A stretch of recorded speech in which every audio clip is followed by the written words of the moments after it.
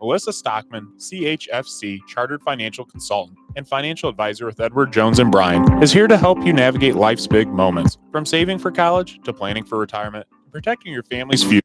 As a Chartered Financial Consultant, Melissa has advanced training to create customized strategies tailored to your unique goals and circumstances. At Edward Jones, she takes the time to get to know you, your goals, your dreams, and your priorities, then builds a personalized plan to help you reach them step by step. It's not about quick fixes, it's about long-term relationships and real results.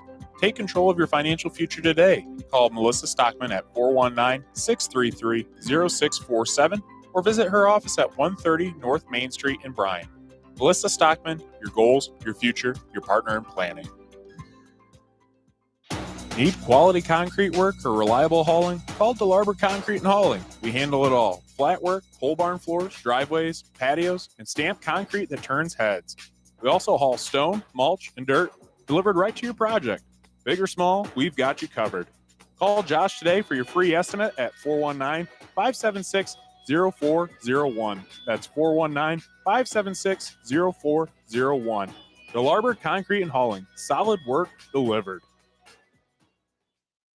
Nestled in the heart of Sherwood, Ohio, Crystal Fountain Park invites you to say I do, in a place where history whispers around every corner. Surrounded by 28 acres of woods, meadows, illuminated trails, outdoor chapels, a tranquil reflection pond, and fire pit lounges. Whether planning a wedding, rehearsal dinner, or elegant gathering, Crystal Fountain Park blends historic elegance with modern flexibility and heartfelt service. Visit crystalfountainpark.com or call 419-576-1910 today to book your unforgettable moment.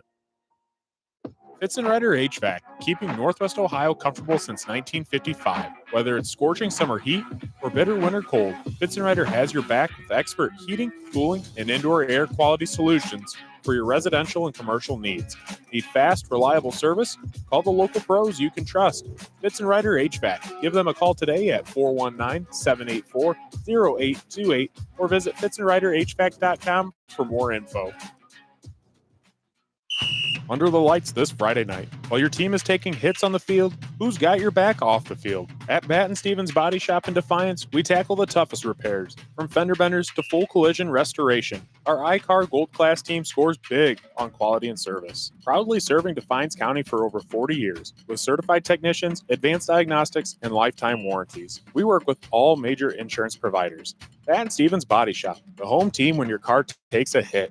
Visit us at battenstevens.com or call 419-497-3111. DSN Sports is your go-to business for purchasing uniforms, equipment, spiritwear, and anything else your athletic program needs, giving you more time to impact lives on the field. With over 1,200 sales professionals who live, work, and serve in your community, you're always just a short drive or phone call away. Be sure to give your local sales rep and Jim Garris a call for any of your athletic supply needs. Football season is here, and NWO Sports has you covered like never before. Catch the NWO Sports Podcast Football Edition every week as we break down local matchups, give our predictions, and talk all things high school football. And don't miss the NWO Sports Radio football broadcast, bringing you the action live from the sidelines all season long. Plus, stay connected 24/7 with up-to-date scores, highlights, and exclusive content. Like, subscribe, and follow us on Facebook, Instagram, X, and YouTube so you never miss a play. NWO Sports, your home for local football coverage your way. Welcome to NWO Sports Radio. We're live here from Hardman Field at Larry L. Fruth Stadium in Wauseon, Ohio. Week 7 is among us, and we bring you all the action as the Wauseon Indians play host to county and conference rival the Archbold Blue Streaks as they battle for the Lions Club trophy and community bragging rights in their 71st meeting. The Archbold Blue Streaks come into the NWAL contest with a record of 5-1, 3-0 in conference play. Coach Dominic is looking to lean on his playmakers of Ryder Ryan, Maddox Pinter, Morgan Harris and company to guide the Blue Streaks to their 4th NWAL win of the season and 9th straight win over the Indians. Wauseon comes into tonight with an 0-6 record, but Coach Moore and the Indians have been on the brink of achieving their first win in multiple hard-fought games throughout the season. Linebacker Tyler Rodriguez leads the conference and Wauseon defense and tackles and looks to contain the high-powered Archbold offense. This game has been decided by one score, 8 points or less, 5 times in the last 10 years. It's the Archbold Blue Streaks and the Wauseon Indians tonight. I'm Logan Bailey filling in for Matthew Jennett, and I'm joined by Mr. X's and O's, the offensive wizard, and the pride and joy of Lima Senior, Coach Tony Crier. Coach, It's almost time to go. Are you ready? I've been waiting all week for Friday night. Yeah, it's great environment here, and I'm ready to get things rolling. 82 degrees and sunny, but for Wauseon, it's been an uphill climb this season against a tough slate of opponents. Facing the 16th toughest schedule in all of Division 4, according to Drew Pasture's Fantastic 50. And the results haven't always gone their way. Offensively, quarterback Cale Albright accounts for 67% of the Indians' total yardage and is their top rusher as well. He's looking to sling the ball out to some top targets, and receiver Xavier Molina with 21 catches for 184 receiving yards and 1 receiving touchdown. Coach, now you've had the opportunity in week 1 to watch Wauseon play in the first NWO Sports radio broadcast of the year. What improvements and growth are you looking to see out of the Indians tonight? First off, I just want to say it's been an honor working this inaugural season. It's been such a blast. I've loved every game and every facility we've seen so far. But back to the question, looking at Wauseon, I want to see first what's been going wrong. They've been competitive in almost every game this season. The opening game against Fairview, they had a lead. They were back and forth. And I was still mesmerized by the fact that they lost that game because they looked so impressive the entire game. Then they Evergreen, Patrick Henry, Delta. They've played teams tough, and they have 2 more winnable games on the schedule. So I want to see what's going wrong because they've been so close. We've seen them make plays, especially from quarterback Cale Albright. But there's been no help, I feel like. And that's been the problem for Wauseon. Who's going to step up and make the plays when it's necessary? I know in the week 1 we talked about Azarion Hicks being like a go-to guy, or sure, Julian Jasso maybe taking something off of Cale Albright's shoulders, but they haven't. And I think that's been a big reason why.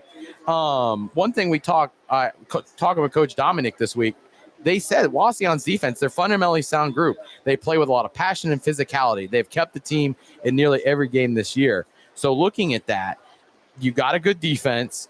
Offensively, you've been challenged. And so now how are you going to take that next step moving forward and get in the winning column and maybe end the season with some momentum going into the next season and into the offseason?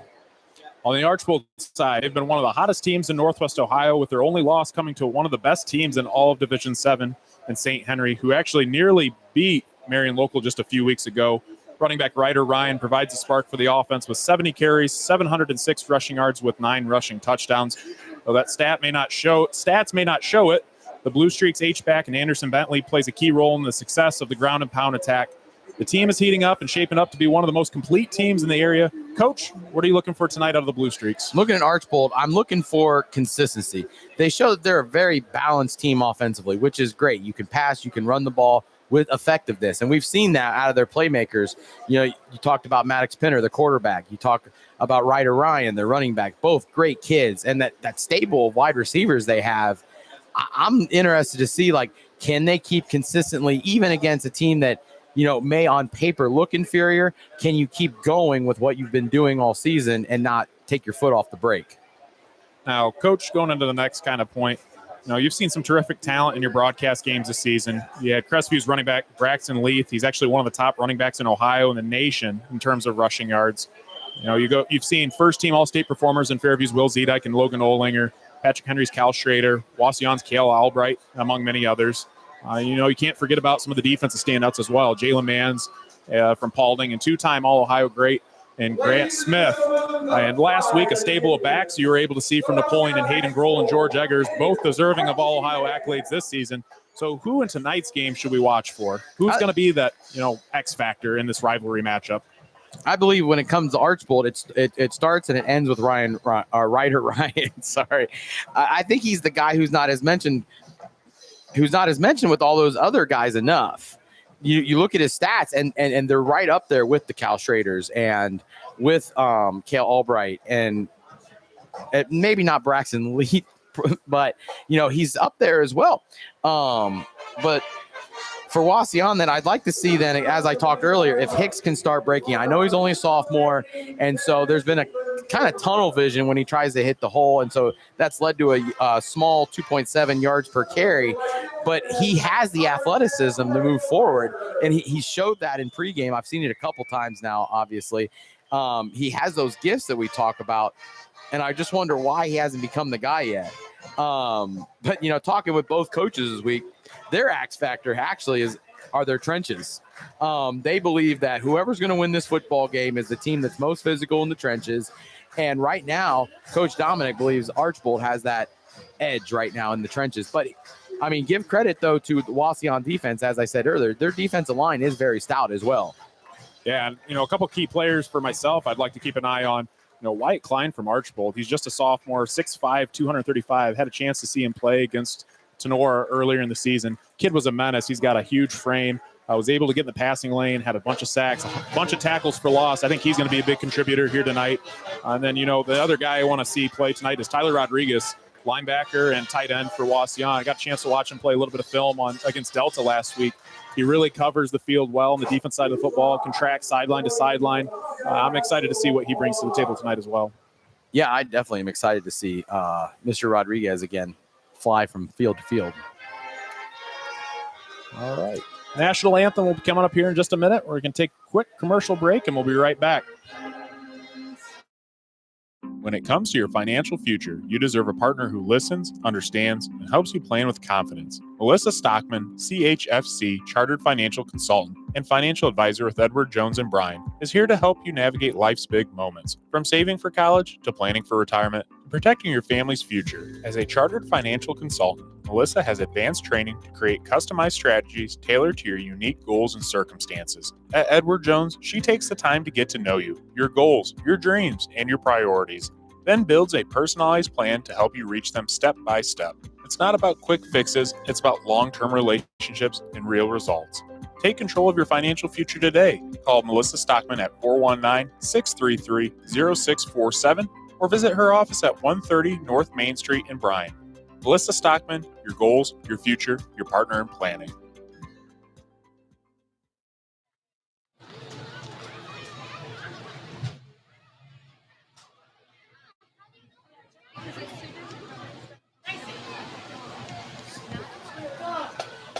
We're back on NWO Sports Radio. We're going to turn things over to the Wauseon Marching Band for the upcoming national anthem.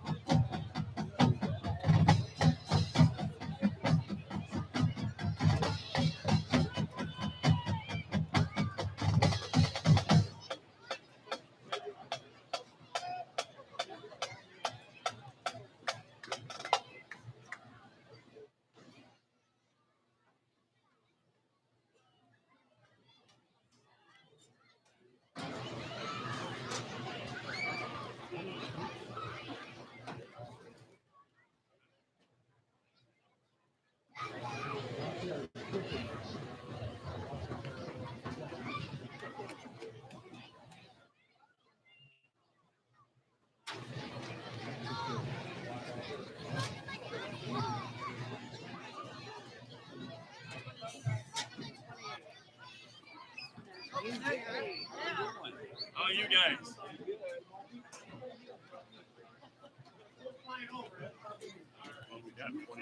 Coachable and your Wauseon Indians. The Wauseon Indians enter the field here. Just waiting for the national anthem. Thought it was going to be going on here, but taking a little bit more time than what we anticipated. It looked like it. But I think the color guard's getting ready here. Which last time we heard that color guard, they're pretty. I mean, it's awesome. Yeah, they do a gun salute and everything. Yeah, Wauseon played the alma mater, and we were ready to go for the national anthem. Yeah. And both teams are lined up too, and we thought they were getting ready to go, but just a little bit more time here. I will have to say it's cool. I like Archbold standing there in their corner of the end zone over there, getting ready for the national anthem, and they're perfectly lined up, ready to go for this. That's pretty cool. Wauseon, they ran out with the American flag too. Yeah, both teams. Archbold's got American flag too, so both teams ready to play tonight. That's for sure.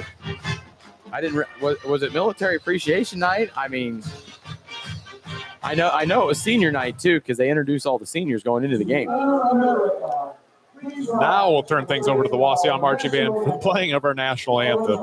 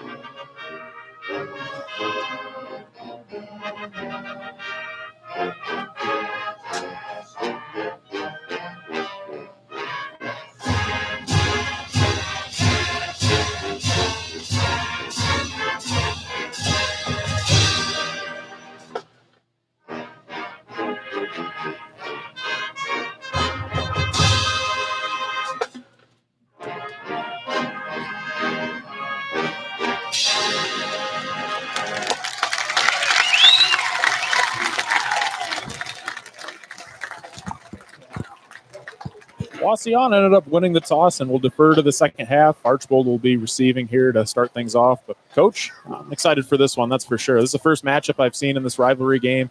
Historically, one of the longest ones around the Northwest Ohio, and the 71st meeting as well. So, both crowds, good solid crowd out of Archbold and solid crowd out of here from Wauseon, with it being a rivalry game and senior night for Wauseon. So, pretty packed house here. Yeah, looking at it, I think it's even more full than when we had this game in week 1 versus Fairview. Now, optimism was running high and everything. So definitely glad to see a packed house tonight. Starting things off, back to kick. Coming up will be number 2, Aranger Krieger, and Ryder Ryan. Kicking off for the Wauseon Indians, Colin Minetti. Get things started here as the clock's ticking down to start the game. About 45 more seconds here till kickoff. Coach, while we're waiting, why don't you go ahead and talk about your keys to tonight's matchup for both the Wauseon Indians and the Archbold Blue Streaks. First, for Wauseon, can you right the ship? You moved the ball, but now you need to work on finishing. You've shown that penalties kill you. You've shown that turnovers kill you. Make sure you can find a way into pay dirt. Number 2, keep the play in front of you. Don't let that big play kill you, because too many times you see that happen where, the spiral starts where, you make one bad play and it spirals into 2, 3, 4. Make sure you're playing good, fundamentally sound football with that. And then number 3, try to take the heat off Cale Albright. Someone else on this offense needs to find a way to make a play and get his shoulders released a little bit. On the other side for Archbold, though, number 1, be aggressive. That's what you want to do. You want to play physical football. You want to win in the trenches. Then go out and do it tonight. Number 2, limit the Cale Albright experience. Keep him in the pocket. Keep him from making plays. And, again, make somebody else try to beat you tonight. And then for number 3, ride Ryan. He's your guy. Let him loose. Get him in space. Maybe find him on some screen passes. Try to find him as many ways to get the ball as you can. Colin Minetti for Wauseon lines up the ball on the tee. Getting ready to kick things off here for the 71st matchup of the Lions Trophy rivalry here between Wauseon Indians and the Archbold Blue Streaks. Interesting enough, you talked on the podcast about how Wauseon hasn't beaten Archbold since 2016. Yeah. Amazing. Long time. Official stop and play here a little bit. Getting in position maybe. Yeah, the side judge over there on the far side isn't ready yet.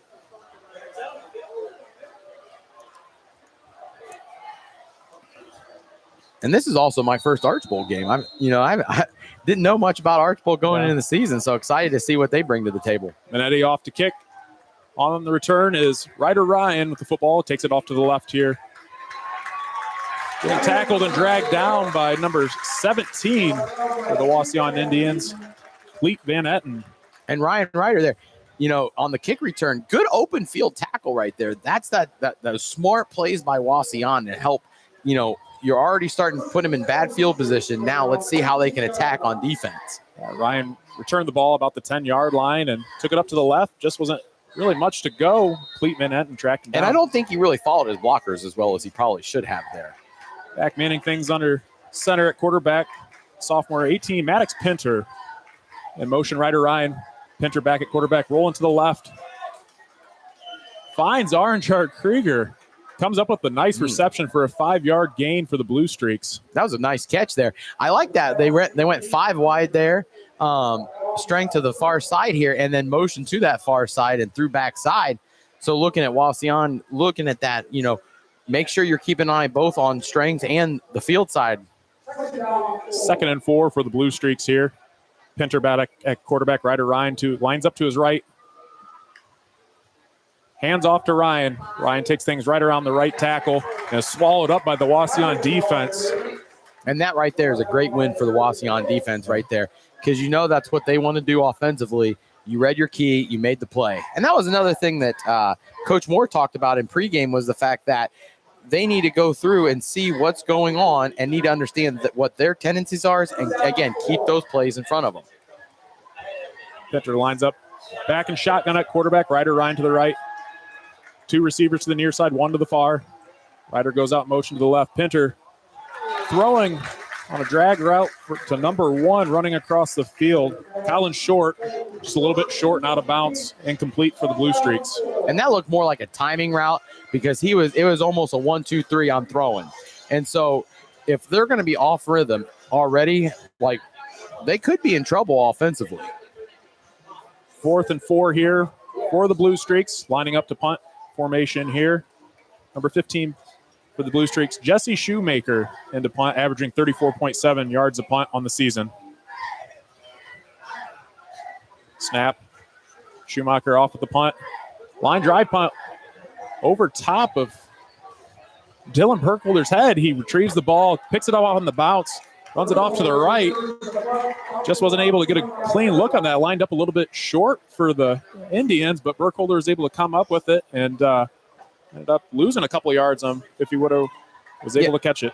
Although right there, I think once it went over his head, just let it go at that point, because once you start moving back towards the ball, good things don't tend to happen in that situation. So in that case, probably let that roll. It didn't encompass much. So maybe try to play just a little bit smarter football there.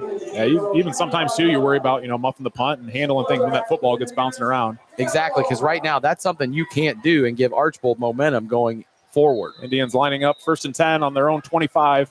Albright with the snap. Hands it off to Zarion Hicks.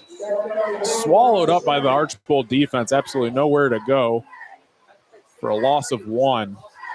And so that was something, you saw the high snap there. That was something in week 1 they struggled with. A lot of high snaps, which already got the rhythm off. And you even saw with the handoff, because of the high snap, it affected the timing of the handoff. So it was almost like he was tossing it into his gut. Wauseon 0, Archbold 0. 10 minutes to play here in the first. Archbold lining up in shotgun with Kayla Albright under center. 1 running back to the left. Tight trips to the left. Swallow. Hands it off here. Running back. Julian Jasso. I believe the first carry, I don't think that was to Zarion Hicks. I think it was to Jasso in the first carry as well. Yeah. Kind of hard to see there. 3rd and 12 for the Indians. And they were trying to do a guard tackle counter there, trying to get Archbold off balance a little bit there, but they definitely read that well, made the play in the backfield. Trips to the near side, single receiver to the far side. And this is something where Wauseon has struggled with 3rd and long and trying to pick up first downs in the passing game. Albright drops back into pass, finds a receiver. Thad Reckner able to make a little move and pick up a huge gain there for about 25. Takes Wauseon Indians down to the 50-yard line. Huge play for the Indians. Nice job there by Albright, scrambling a little bit to the left and finding his receiver in Thad Reckner. And right before the play, I was saying how that passing game on 3rd and long has been one of their Achilles heels. And right there, nice find, little use Thad Reckner there in the passing game. 1st and 10 for the Wauseon Indians, ball on their own 49-yard line. Albright in the shotgun. Julian Jasso lined up to the left, trips to the right, single receiver to the near side. Hands it off to Jasso. Jasso finds a crease. Good move to hit the hole. Nice hole there by the Wauseon Indians on the right side of that offensive line. Good blocking leads to a gain of 9. And we do have an injury. I think that's the official. I think the official is down. Something you don't see every day. Well, while they're tending to the official here, why don't we take a quick commercial break, and we'll see you on the other side. Need quality concrete work or reliable hauling? Call DeLarber Concrete and Hauling. We handle it all. Flat work, pole barn floors, driveways, patios, and stamped concrete that turns heads. We also haul stone, mulch, and dirt delivered right to your project. Big or small, we've got you covered. Call Josh today for your free estimate at 419-576-0401. That's 419-576-0401. DeLarber Concrete and Hauling. Solid work delivered. Fitzenreiter HVAC, keeping Northwest Ohio comfortable since 1955. Whether it's scorching summer heat or bitter winter cold, Fitzenreiter has your back with expert heating, cooling, and indoor air quality solutions for your residential and commercial needs. Need fast, reliable service? Call the local pros you can trust. Fitzenreiter HVAC. Give them a call today at 419-784-0828 or visit fitzenreiterhvac.com for more info. DSN Sports is your go-to business for purchasing uniforms, equipment, spiritwear, and anything else your athletic program needs, giving you more time to impact lives in the field. With over 1,200 sales professionals who live, work, and serve in your community, you're always just a short drive or phone call away. Be sure to give your local sales rep and Jim Garris a call for any of your athletic supply needs. You're listening to all the action on NWO Sports Radio. Back here at Harmon Field at Larry L. Fruh Stadium for the Archbold Blue Streaks and Wauseon Indians matchup. Just had an official go down, and actually they're playing with one official down now in the game. So they got ran over, I think, on that last run by Jasso. It's almost a junior high squad now at this point. Indians line up 2nd and 1 from Archbold 42. Albright back at quarterback. Expecting an Albright run here now. Get him in the game. 2 receivers to the far side, 1 to the near. Send Rodriguez in motion. Albright keeper to the right side. And if you're Wauseon right now picking up 2 first downs quickly, that's already a good sign on we're going to work our game and we're going to play our brand of football tonight. And they're already trying to establish that right now. And you've seen 2 first downs. You've seen a big play, a big run. So, again, this is where the Wauseon offense now, when are they going to then step up to the next level and avoid that costly error? Nice lead block there by Rodriguez in motion to the right, and Albright just kept the ball and was able to stick his shoulder down and pick up the first down. 1st and 10, ball on the 40, on Archbold's 40. But that's one thing Albright's been doing all year, getting the nitty-gritty yards as needed. Albright with the handoff to number 12. Landon Ballard takes it to the right side, swallowed up by the Archbold defense for a loss of about 2.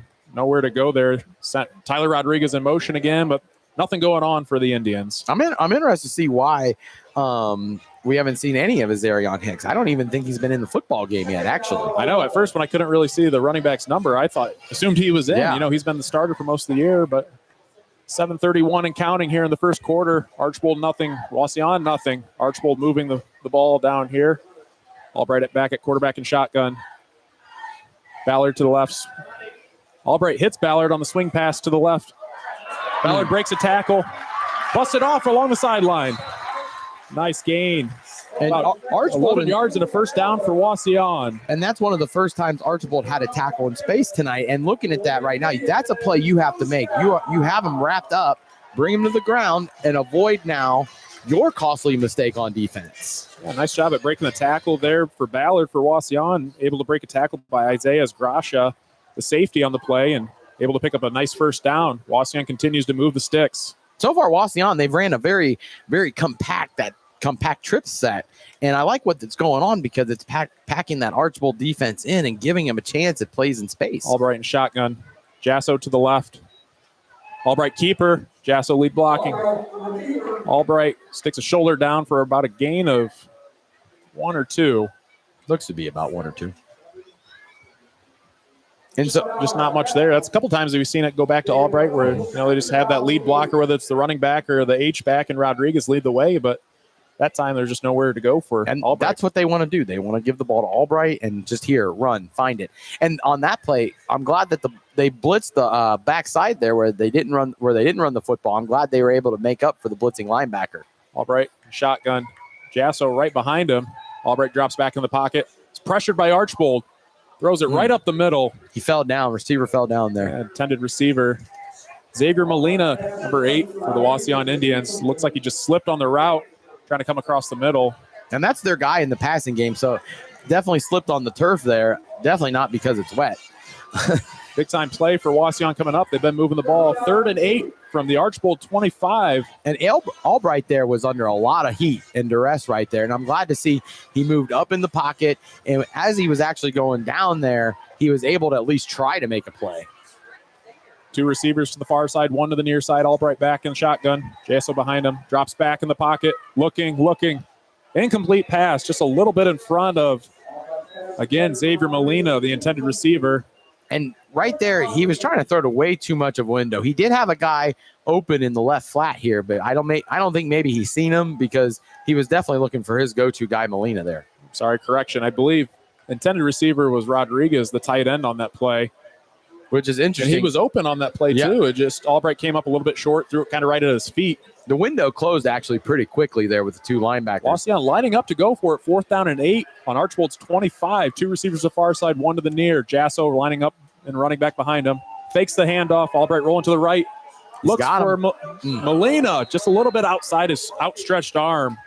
Turnover on downs for the Indians. Archbold will take over on their own 25-yard line after a heck of a drive. Wauseon is moving it. They're getting first down after first down. Things were looking good, and then the drive just kind of stalled out there.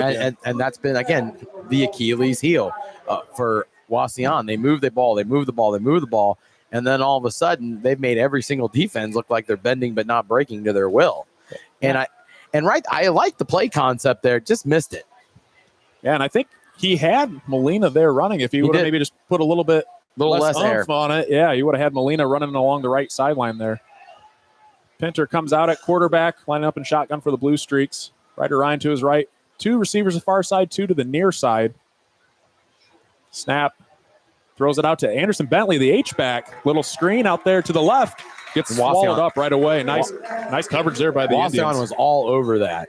Looking at Archbold offensively right now, you've now been kind of shaken up now from your first drive and now from first down.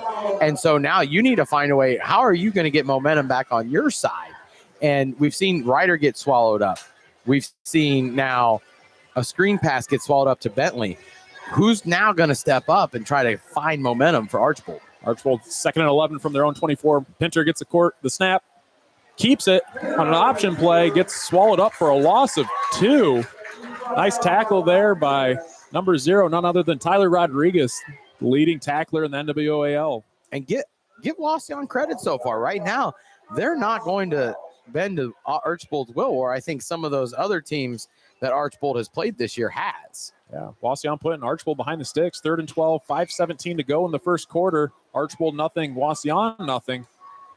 Pinter lines back an empty set here. 3 receivers to the near side, 2 to the far side. Pinter calls for the snap, drops back in the pocket, looking, pressured, throws up a heave to Ryan down the field. What a catch.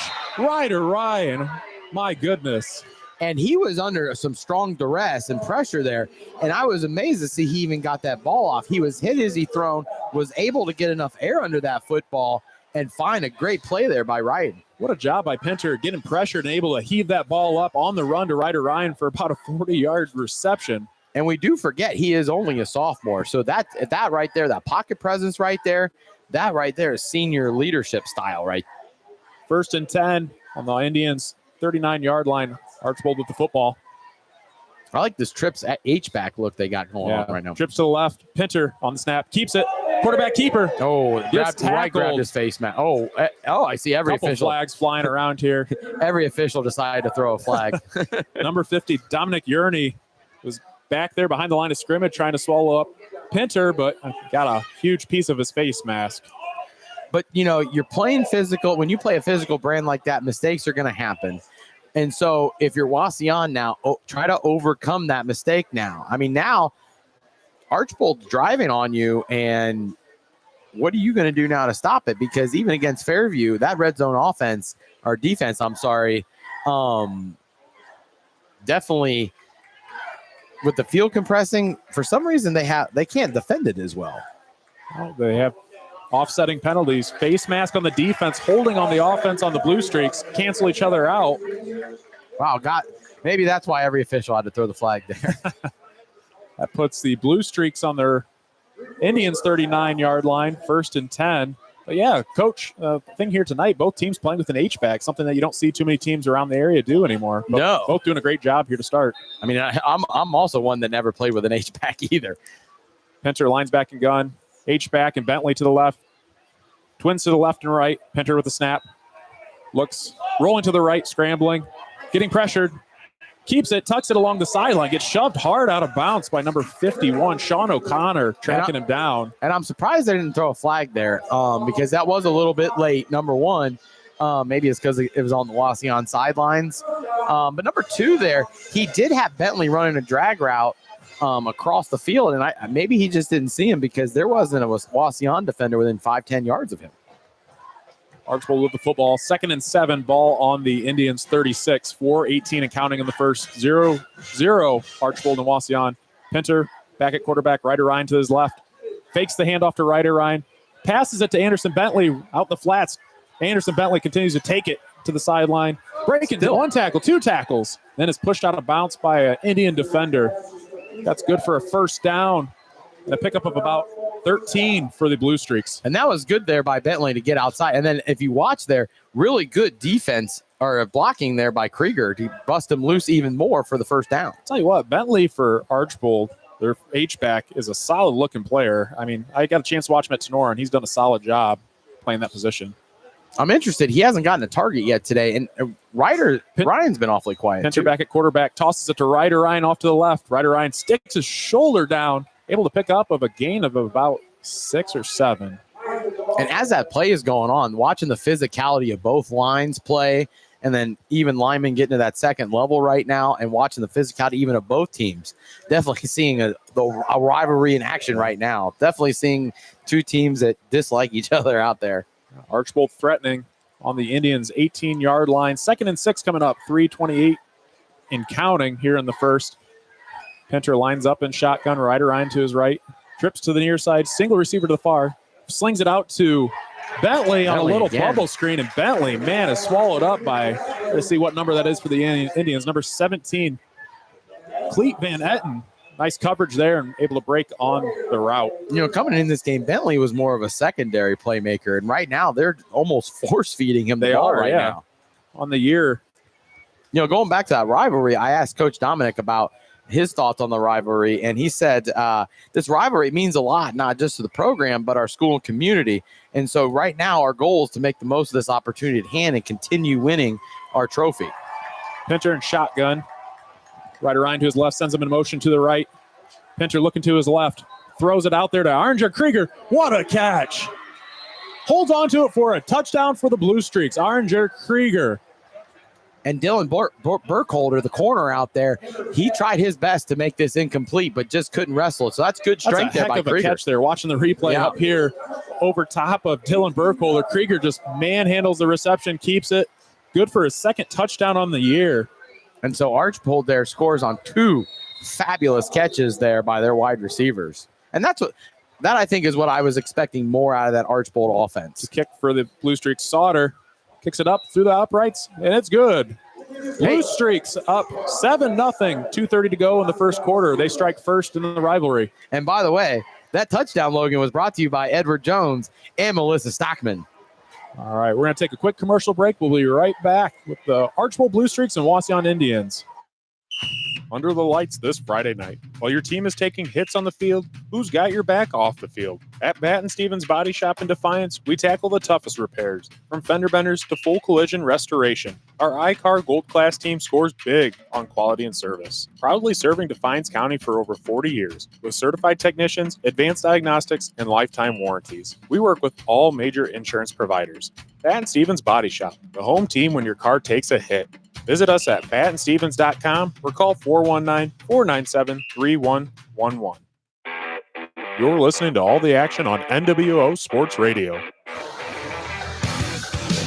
Welcome back to Harmon Field at Larry L. Fruh Stadium on NWO Sports Radio.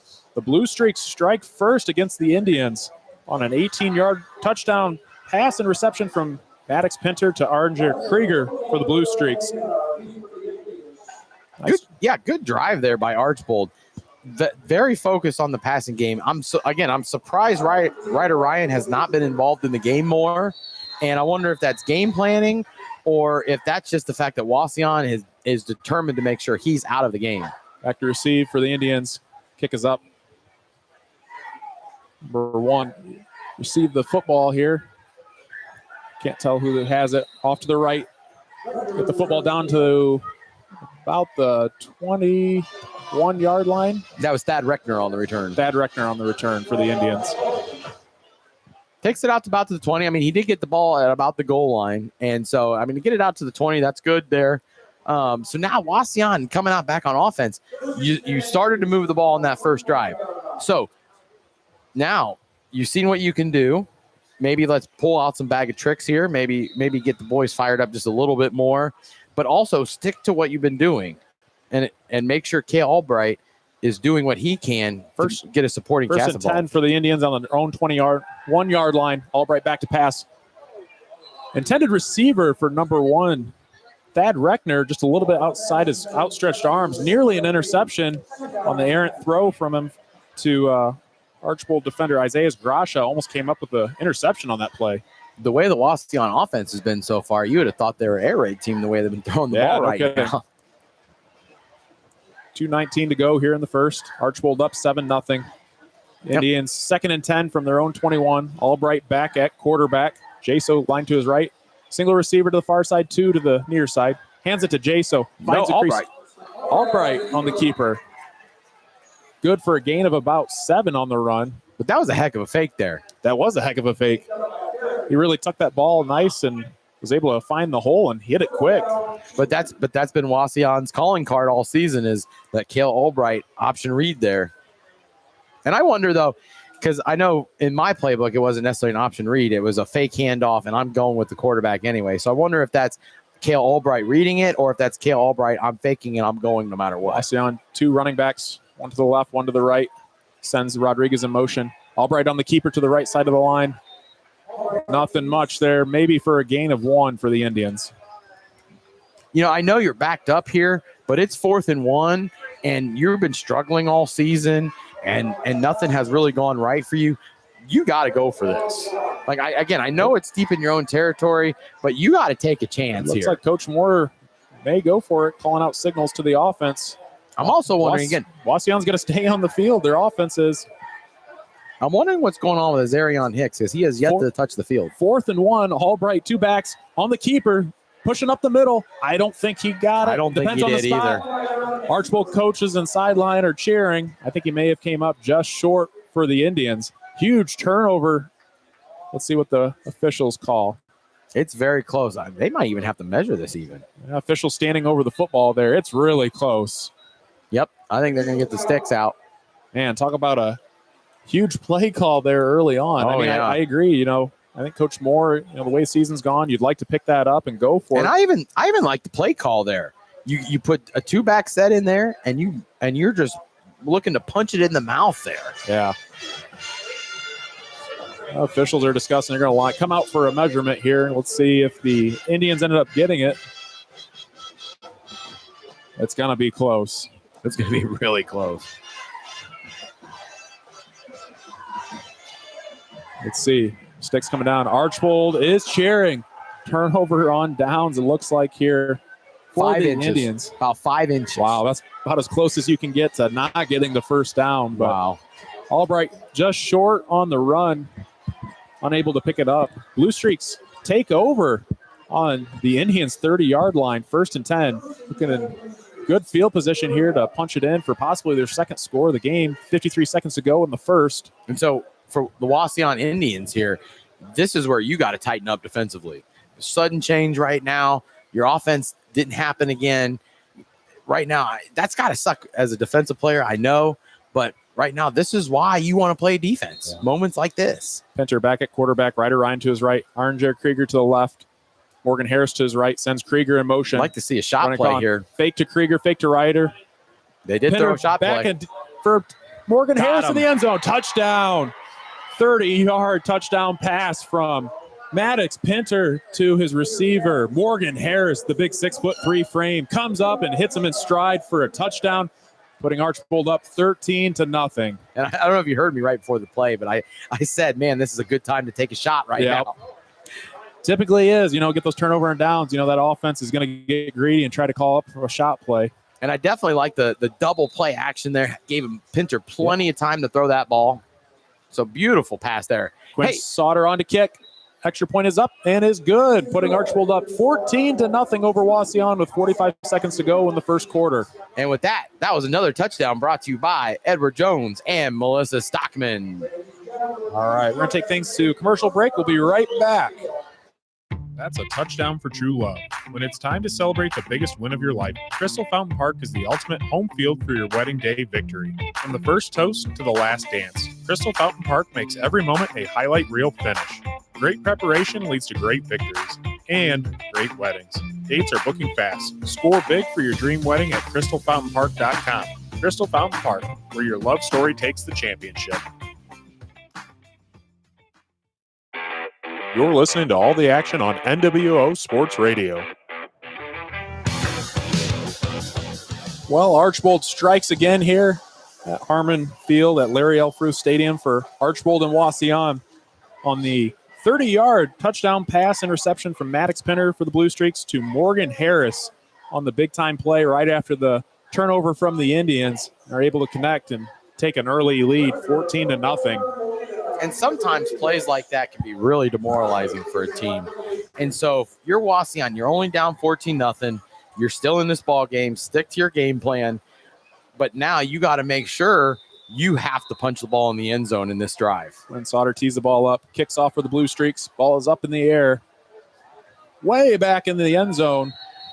Wauseon's unable to return it. Touchback for the Blue Streaks. Impressed with the kicking today. Oh, here we go. We got some extracurricular activity here about the 40-yard line. Flag is down because of it. Get into a scuffle. I didn't see it. I didn't see what was going on down there. Yeah, I caught the tail end of that. Yeah, you know, they're in a rivalry game. There's going to be a little bit of chirping out there and some physicality, especially after the whistle's blown. That's usually how rivalry games go, especially one like this. You know, these teams have matched up 71 times. And Coach Moore definitely, I think he downplayed the rivalry a little bit this week because he said, we just need to stick to our game plan, and each player needs to focus on their assignment and just put everything out on the field this week. And so, you know, he listened to that. Like maybe he's not thinking it in terms of pure rivalry this week and just seeing it's another game, which I can also understand, you know, maybe trying to play it that way. But, I mean, I don't know, playing your rival, I mean, that's got to pump the juices just a little bit more. Archbold will get the football on their own 20-yard line. 45 seconds to go in the first. Archbold's up 14-0. Albright in shotgun. Single running back to the left. Drops back to pass.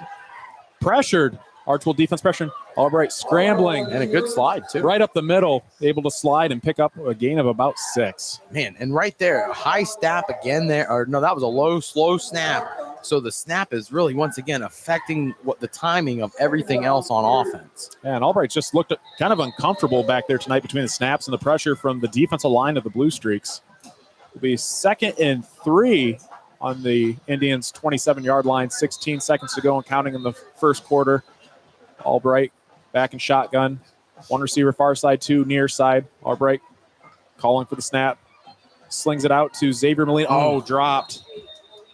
Trying to set up a little screen out there to the left side. But I also think he kind of heard the footsteps a little bit there by Garcia. And good ball by Albright there, slinging it out to Molina. And yeah, like you said, I think he just heard footsteps from the Archbold defender and unable to come up with it. But again, the snap is definitely affecting this timing. I mean, and that's one thing. Like my father, who's a longtime coach as well in the Lima Land area, that was always, he said the most crucial part of an offense is getting the snap down. Because if that snap's not correct, the whole play goes. Twins to the far side, single receiver to the near side. Albright fakes the handoff, scrambles to the right, throws it up over just a little bit high over Rodriguez, the tight end's head for the intended receiver. Brings 4th down and 5 for the Indians. I don't think Rodriguez, I think he was looking to block here because this was just an RPO. Yeah. And Albright just kind of flipped it out there. Yeah, and he's engaged with number 4 there. And, number 4, Bowman. Like he was blocking. And so I'm looking at that. And was there miscommunication there, or it almost looked kind of like it? Is that something where maybe the officials should have called a pass interference?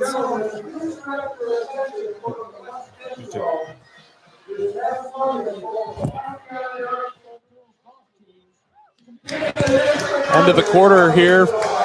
We're going into the second quarter here. Archbold up 14-0.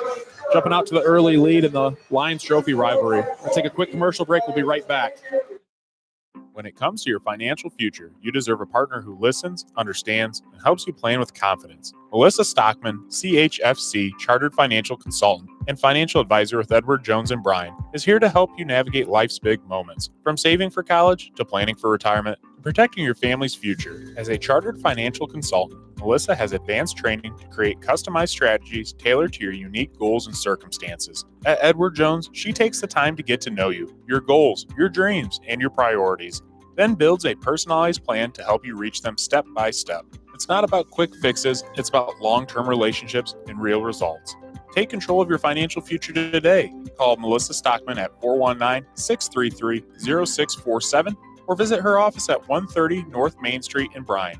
Melissa Stockman, your goals, your future, your partner in planning. You're listening to all the action on NWO Sports Radio. Wauseon rolls out the punt team here to start the second quarter, 4th and 5 on their own 25. Krieger and Ryan back for the Blue Streaks to receive. And in between quarters there, they were honoring both Wauseon and Archbold lady golfers, both state bound. Nettie with the football, punts it off. A little bit short here, going to take a short bounce. Ryan thought he was going to take it up on the bounce, but decides to let it roll to the Blue Streaks 35-yard line, where Archbold will take over on the offense with the football. That was a nice tight spiral there by the punt. Almost looked like a pass. It did. Well, Coach, we've got a chance to see a little bit how each teams were starting the game off. And, Wauseon started off real hot moving the football, but, they come up short the last couple of drives. Yeah, looking at Wauseon offensively, when are they going to maybe, have some trickeration? When are they going to do something a little bit outside of the box? Archbold on offense. 1st and 10 from their own 36. Pinner calling for the football at quarterback. Hands off to Ryder Ryan on the right side. Breaks 1 tackle. Breaks 2 tackles. Carries the defender. Good for a gain of 9. Lining the Blue Streaks up for 2nd and 1. And I know it's the start of the second quarter, but the feeling of this game right now and the feeling of where this drive is and how both offenses have performed up to this point, this is a must-stop for Wauseon to stay in this game, number one. And for Archbold, this is your maybe way to start putting the dagger punch in. Empty set for the Blue Streaks. 2nd and 1 on their own 45. Trips to the near side. Twins to the far side. Motions Ryder Ryan. Fakes the jet sweep. Pinder on the keeper. Gets tripped up. He's going to be close. It's going to be close to a first down. Giving it to him. Tripped up by Tyler Rodriguez, number 0, linebacker for the Indians. And Archbold, is able to pick up the first down. Good for 1st and 10 now on the 46-yard line for the Blue Streaks. And that was definitely a good idea to keep it, because if you would have given it to Ryder right in there, he probably would have been down for a 5-yard loss. And even then, Wauseon still had a chance to make the play in the backfield there, but just couldn't get there. Pinter lines up in shotgun. Ryan to his left, shifting to the right with H-back. Bentley to the right. Almost like a quads look over Tosses to Ryder Ryan to the right. Breaks 1 tackle. Tripped up by a Wauseon Indians defender. Picks up of about 3. Hey, that was definitely a nice play by the Wauseon defense there. Because if not, I definitely like that play design there. Yeah. I guess the only thing I didn't like about it was you were pushing everything to the boundary. And if you're pushing everything to the boundary, that just makes the space so compact over there that if you give your guy as much space as possible, he might be able to cut up or even break that towards the sidelines. Archbold incorporating a lot of motions into their offense here tonight, moving a lot of pieces around. Pinter back in shotgun. Ryder Ryan to his right, motions him to the left. Pinder drops back. Screen pass to Bentley. Bentley with the reception, runs to the right. Makes one guy miss. Oh, is upended by the Wauseon defender, number 1. Flipped him up in the air. Flipped him up like a WWE wrestling move. But great gain there for the Blue Streaks, and Bentley's able to pick up the first. And that was just a simple tight end middle screen there. Tight end just set up and ran a nice little, almost looked like it was close to the line of scrimmage. So glad that he was just back a little bit more. Well executed by the Archbold Blue Streak offense. Archbold has the football, 9:51 and counting in the second quarter. I think I was most impressed with all 5 linemen were 10 yards downfield already. Moving. 1st and 10 for the Blue Streaks. Pinder back at quarterback. Heaves it up to Aringer Krieger. Interception for the Indians. Number 5, Dylan Burkholder. Ball a little bit underthrown by Pinter. Krieger unable to get to the football, and the Indians take over on the interception. And so now you've been given life now by getting that turnover. So now you need to go out there and do something that you haven't done before and really try to get Archbold on their heels now, because now if you can make this a 1-score game, the game tightens up just a little bit, and Archbold can be prone to mistakes every now and then. You can get yourself in a tie game before halftime. Well, let's see if Wauseon can take advantage of the turnover from the Blue Streaks. But right now, it being inside the 10 like they are, I definitely see a Kale Albright run coming in here. Back in shotgun. Jason is Arion Hicks, excuse me, with the football. Able to pick up short little gain there of about 2 for the Indians. And that's his first carry, the first time actually being on the field tonight. Yeah, so Hicks coming into the game was their second leading rusher behind Albright with 43 carries, 116 rushing yards, and 1 rushing touchdown. But yeah, we haven't seen much action from Hicks tonight. Maybe he was suspended for the first quarter. Who knows? Wauseon, 9:09 and counting with the football. Archbold up 14-0. Second down and 7 on their own 11-yard line. Push back deep. Albright lines back up in shotgun. Motions. Xavier Molina coming across the formation to his left. Albright fakes the handoff. Keeper runs to the right. Swallowed up by the Archbold defense. Nowhere to go. And right there, Kale Albright, they know it's coming. And right there, the Wauseon offensive line just couldn't hold for the 2 seconds that Albright really needed. He even had to try to bounce that outside because everything was just so clogged up there. Yeah, and I think a lot of the success that Albright's had is actually, faking that handoff and just leading right up the middle. They haven't been able to get to that outside edge. And I don't think they've tried to get to the perimeter as much. Maybe try to get some of that Archbold defenders out of the box and get them into space, because we've seen open field tackling has been an issue for Archbold. 3rd and 7 for the Indians. Albright calls for the snap, looking to his left, scrambling, rolling to his left, heaves it up. Intended receiver. Oh, ball is bounced around. Little underthrown. Blue Streaks. Couple Blue Streak defensive backs there. Intended receiver was number 2, Logan Peasley, unable to come up with the reception. And all Peasley did was just try to play, defensive back in that situation to make sure they don't get the interception. Wauseon's rolling out their punt team here. 4th and 7 on their own 11-yard line. Unfortunate for Wauseon here to not at least try to flip the field. So right now, Archbold's still winning that field position game a little bit. And for Wauseon, they at least could have moved the ball a little bit. Nettie back to punt, receives the snap. Punt, topples over. Krieger comes up, makes almost a diving catch like he's in center field and able to come up with the football. Save some yardage there for the Blue Streaks.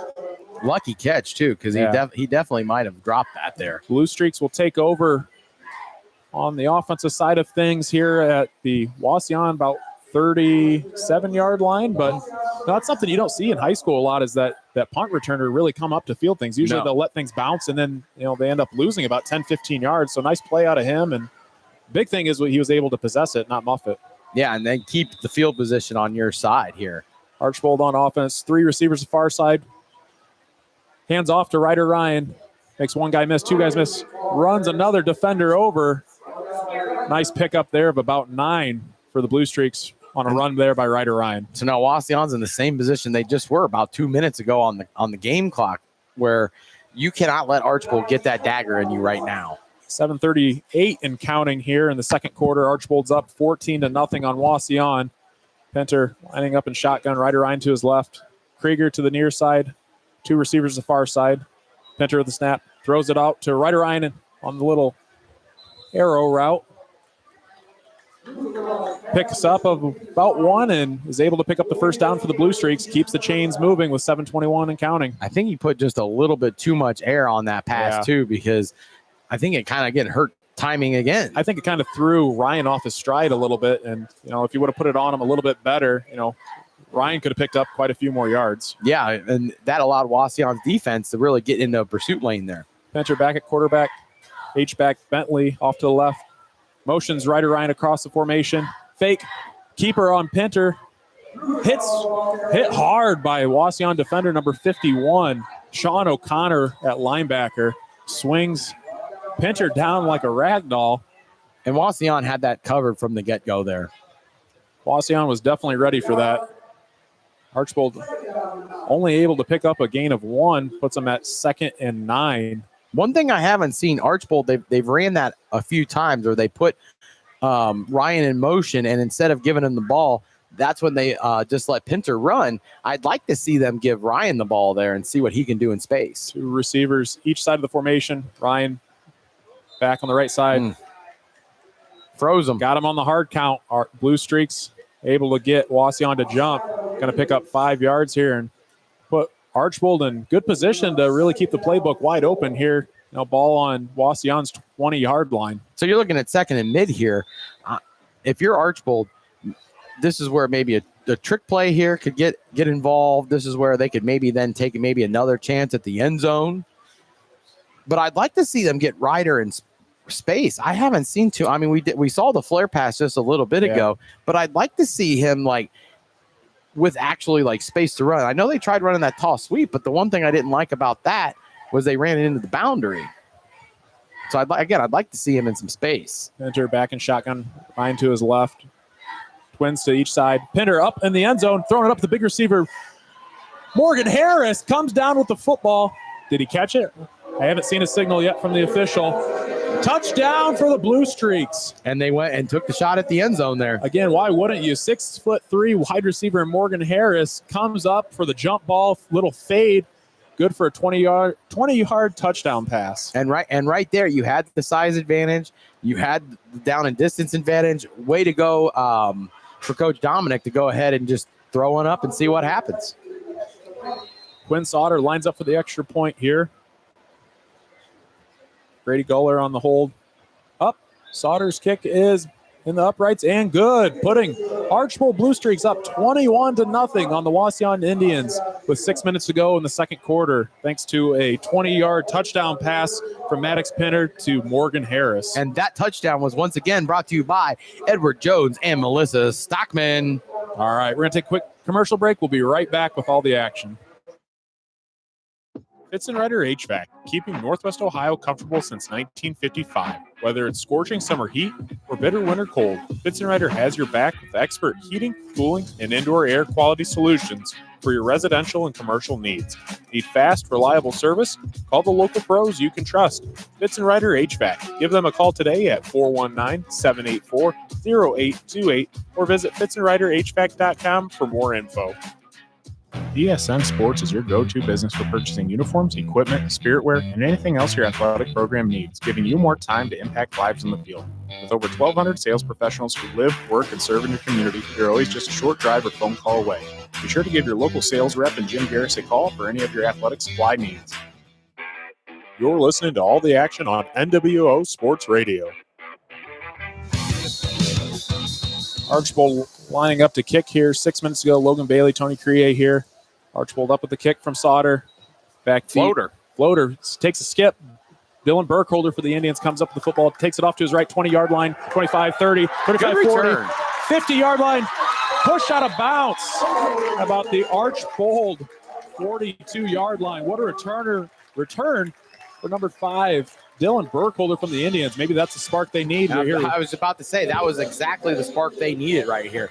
And so now Wauseon, again, backs against the wall. What are you going to do to respond now as they've done that to you? And right now, this is reminiscent almost of that Fairview second half that I watched where Wauseon, they were moving, and then all of a sudden then they just stalled. And they couldn't make a stop on defense. And here we are again. They started making stops. They started moving the ball. But now they've almost, as an entire team, have stalled completely. Yeah, that's the thing. We've seen glimpses from Wauseon, and they've got some talented players, but it's just a matter of can they piece it all together and get it done. But, great starting field position for the Indians, starting with the ball on Archbold's 47 on their half of the field. Because I think Wauseon, along with, and to call out Ayersville now, they're both 0-6, but I think they are definitely better than the record shows. They have a lot of talent here, but it's just a matter of putting together a full 48 minutes of football. Wauseon with the football. 1st and 10 here after the huge kickoff return from Burkholder. Albright back at center. Jasso behind him in the pistol. Snap. Hands off to Jasso. Nothing there. Loss of about 1. Tackled by number 6, Parker Moore. I'm trying to see who number 6 is for the Blue Streaks. Don't have him on here right now. Anyways, regardless. Wyatt Garrick. Wauseon 2nd and 11 on Archbold's 48.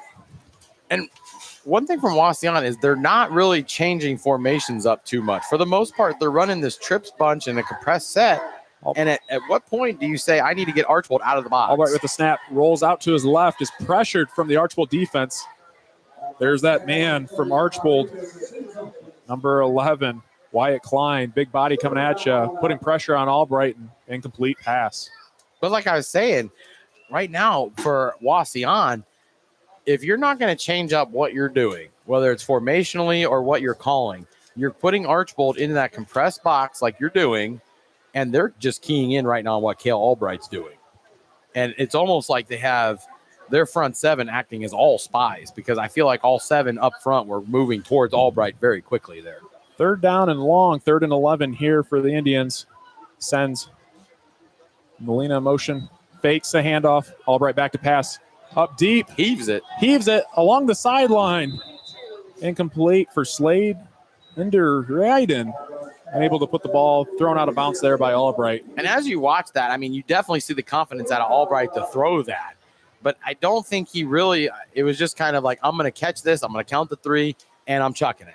And Albright had time back there in the pocket, and Ryden kind of turned around and started backpedaling, and the ball was a little bit out of bounds there. So Wauseon on to punt, 4th and 11. And you got to give your receiver at least a chance. And he didn't even give him that much of a chance there to even try to catch that. Krieger back for the Blue Streaks to return the punt. Minetti back to punt, snap, up, high punt. Krieger comes up for fair catch on the Archbold 22-yard line, where Archbold take over. 4:58 to go in the second quarter. Archbold's up 21-0 on the Indians. That's a touchdown for true love. When it's time to celebrate the biggest win of your life, Crystal Fountain Park is the ultimate home field for your wedding day victory. From the first toast to the last dance, Crystal Fountain Park makes every moment a highlight reel finish. Great preparation leads to great victories and great wedding. You're listening to all the action on NWO Sports Radio. Archbold with the football on offense, taking over on their own 21-yard line. Pinter back at quarterback, motions Ryan across, hands off for the jet sweep. Ryder Ryan able to pick up a few yards there.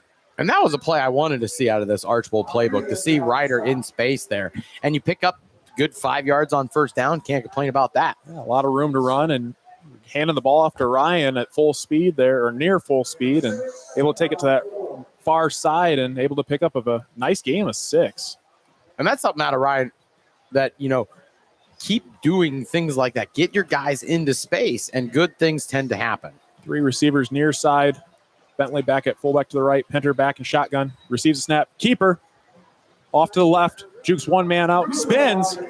Nice move. Able to pick up the first down for the Blue Streaks and keeps the sticks rolling. I've been impressed with the many different ways they use Bentley here on their offense. Right there, they pulled him as the H-back to run quarterback counter there. And definitely impressive. You see him catching balls out of the backfield. He's ran the ball a couple times. And right there, just acting like a nice pulling guard, coming through and smashing. 1st and 10 for the Blue Streaks on their own 34-yard line, 4:04 and counting. Pinter back in shotgun, Ryan to his right. 2 receivers far side, 2 receivers near side. Pinter looks to his left, calling for the snap. Throws it to number 6 for the Blue Streaks. Completes the pass. Gets the ball down to about the 43-yard line. Gotta have number 6. Wyatt Gerke on the reception. Little tempo here. Archbold speeding things up. And that play was made possible because they shifted the corners out. 2nd and 2. Tosses to the right, Ryan to the left. Hit hard by the Wauseon defender, number 1. Thad Reckner on the tackle for the Indians. But going back to that last play on that screenplay, Wauseon backed up their DBs right at the snap. And I don't think, if they don't back up their DBs, I think they're right there to make the play in the backfield. That was something, again, they like playing a man press situation here. So I'm wondering why they were even trying to back off. They like being aggressive. Archbold 1st and 10 on their own 46. Moving pieces around. Moves Ryan to his left. 2 receivers far side, 1 near. Fakes a handoff to Ryan. Pinter back at quarterback. Steps up in the pocket. Just a little bit low for Morgan Harris running across the middle. Good air on that. It was just thrown right into the dirt. And Pinter kind of uncharacteristic. We've seen him sit back there pretty comfortable in the pocket, just unable to complete the pass to a wide open Harris running across the middle. Yeah, he did. Harris did run a nice dig route across the middle of the field there. And I'm impressed with Pinter. For only being a sophomore, he throws a nice football. He has good poise in the pocket. I'm interested to see what this young man does with the rest of his career. Empty set for the Blue Streaks. I think Coach Dominic signaling for a timeout here. wants to think things over with 2:59 here to go in the second. Archbold up 21-0 here in the second quarter. We're going to go to a quick commercial break here. Logan Bailey, Tony Create for Friday Wauseon. night. While your team is taking hits on the field, who's got your back off the field? At Batten Stevens Body Shop in Defiance, we tackle the toughest repairs, from fender benders to full collision restoration. Our iCar Gold Class team scores big on quality and service. Proudly serving Defiance County for over 40 years, with certified technicians, advanced diagnostics, and lifetime warranties. We work with all major insurance providers. Batten Stevens Body Shop, the home team when your car takes a hit. Visit us at battenstevens.com or call 419-497-3111.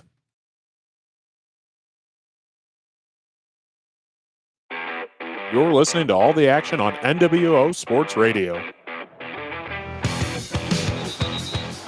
We're back here at Wauseon. Archbold leads the Indians 21-0 with 2:59 to go here in the second quarter.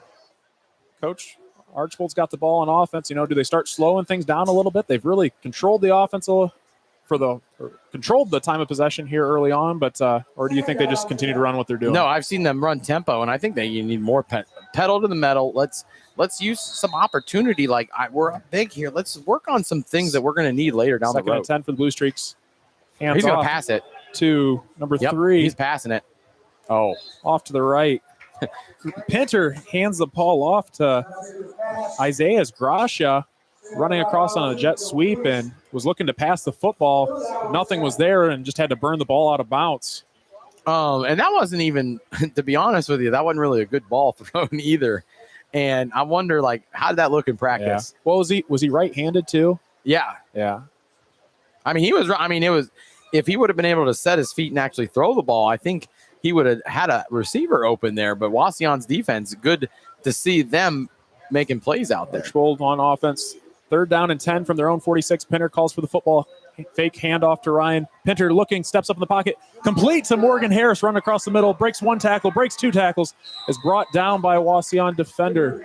I don't believe, is that number 5, Dylan Burkholder on the tackle? Can't tell, but huge pickup of about 15 plus for the Blue Streaks. And what was interesting there is where he threw the ball to Harris was the exact zone that actually Cale Albright voided it. He's the DB in that situation. He decided to come up and hit the receiver rather than keep it in his zone and allowed Harris to get to make the catch. Archbold threatening on Wauseon's 22-yard line. Ryan to the left. 2 receivers far side, 1 near. Pinter gets the snap.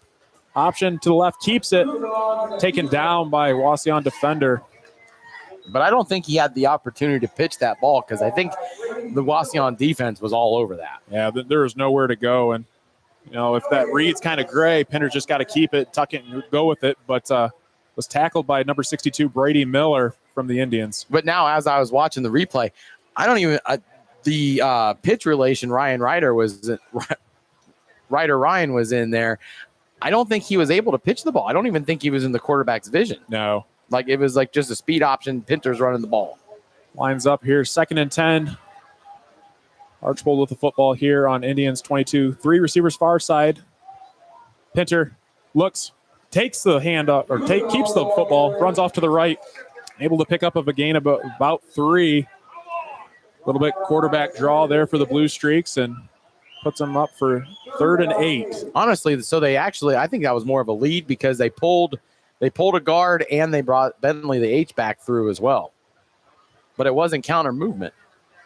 And really here tonight, I had a chance to see Archbold play earlier in the year against Sonora, and I think they're running Pinter a lot more tonight than they did earlier on in the season. But I wonder, as a sophomore, gaining more trust in the coaching staff and just being able to run more of the offense. 1:11 and counting here in the second quarter. Ryan to Pinter's left, motions Bentley across the formation here. Flag on the play, signaling false start on the Blue Streaks. Going to push them back 3rd and long. And that's a tough penalty right there to have in this situation. You're looking at 106, you're driving the ball. You got the ball at the 25-yard line here. This is where a good opportunity, once again, work on that end of half stuff that could come in so much handy come November. This is where you can figure out, okay, what plays am I going to work in the red area here? And what am I going to do then to make sure I can win come November? Those are things that Coach Dominic should be thinking about. 3rd and 13 for the Blue Streaks. Pinner signals Ryan out to the right. Screen pass. Middle screen again. Bentley coming across the middle. All over it. Does not have any blockers there. There's about 4 or 5 Wauseon Indians still bringing Bentley down. And honestly, that was a really conservative call right there from Coach Dominic to run the middle screen, because in that situation, like I said, you're at the 25. Keep your foot on the pedal. You know, I know it's going to – and then at that point, if you score, you're putting Wauseon, you know, almost in the grave at this point. And for Archbold, again, it's a way to get your offense then moving towards where you'll want to go in November. Archbold's trying to hurry up and get a field goal in here as the clock's ticking. 6 seconds, 5 seconds. Just call timeout. Now Archbold, I think, is signaling for a timeout here. Getting ready to line up for about a, what would that be? 47-yard field goal? Let's see. The ball is on the 27. I'm sorry. 42-yard field goal or so? Yep, about 42. And on the season, Quinn Sauter for the Blue Streaks is 27-29 for PATs. Only has 1 field goal attempt on the year, so not really sure of what that leg brings to the table. But I'm going to take a quick commercial break and come back with all the action with 3 seconds to go, and let's see if Archbold can kick the field goal. DSN Sports is your go-to business for purchasing uniforms, equipment, spiritware, and anything else your athletic program needs, giving you more time to impact lives in the field. With over 1,200 sales professionals who live, work, and serve in your community, you're always just a short drive or phone call away. Be sure to give your local sales rep and Jim Garris a call. You're listening to all the action on NWO Sports Radio. Logan Bailey and Tony Crier back here at Wauseon for a matchup between the Archbold Blue Streaks and Wauseon Indians. If I'm Wauseon, I'm preparing for the fake here. I have a hard time believing they're going to kick it from 42. 3 seconds here before the half. Quinn Sauter lining up for about a 44-yard field goal. Close to a career long. Ball snapped. Kicks is up and just wide right. I thought I heard him. Did they? But I will say the Indians were prepared for some kind of fake. They had their entire defense back there. But I was even prepared for a fake there because I just didn't think that they were going to kick it from that deep. That brings us to the half here. In the 71st matchup between the Blue Streaks and Indians, Archbold leads the way in a commanding fashion, 21-0, going into the half on a lot of big plays from their offense. So, Coach, we're going to take a break, and we'll be right back with some halftime stats and scores and a little bit of a summary of the first half. So stay tuned on NW Sports Radio.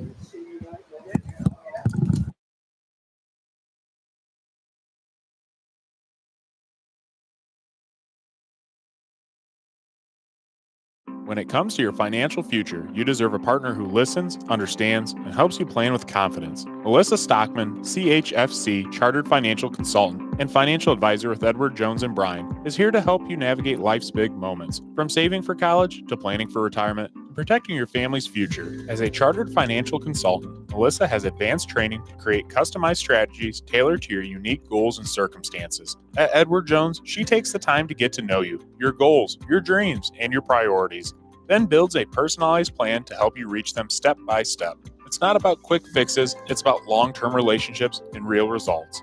Take control of your financial future today. Call Melissa Stockman at 419-633-0647 or visit her office at 130 North Main Street in Bryan. Melissa Stockman, your goals, your future, your partner in planning. Need quality concrete work or reliable hauling? Call DeLarber Concrete and Hauling. We handle it all. Flat work, pole barn floors, driveways, patios, and stamped concrete that turns heads. We also haul stone, mulch, and dirt delivered right to your project. Big or small, we've got you covered.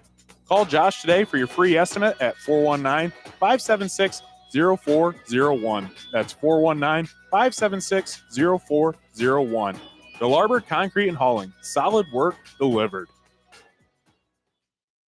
Nestled in the heart of Sherwood, Ohio, Crystal Fountain Park invites you to say I do in a place where history whispers around every corner. Surrounded by 28 acres of woods, meadows, illuminated trails, outdoor chapels, a tranquil reflection pond, and fire pit lounges. Whether planning a wedding, rehearsal dinner, or elegant gathering, Crystal Fountain Park blends historic elegance with modern flexibility and heartfelt service. Visit crystalfountainpark.com or call 419-576-1910 today to book your unforgettable moment.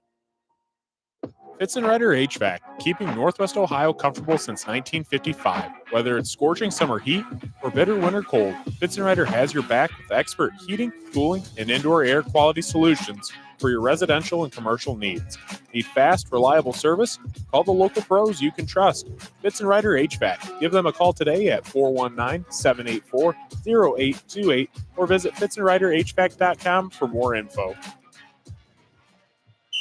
Under the lights this Friday night. While your team is taking hits on the field, who's got your back off the field? At Batten Stevens Body Shop in Defiance, we tackle the toughest repairs, from fender benders to full collision restoration. Our iCar Gold Class team scores big on quality and service. Proudly serving Defiance County for over 40 years, with certified technicians, advanced diagnostics, and lifetime warranties. We work with all major insurance providers.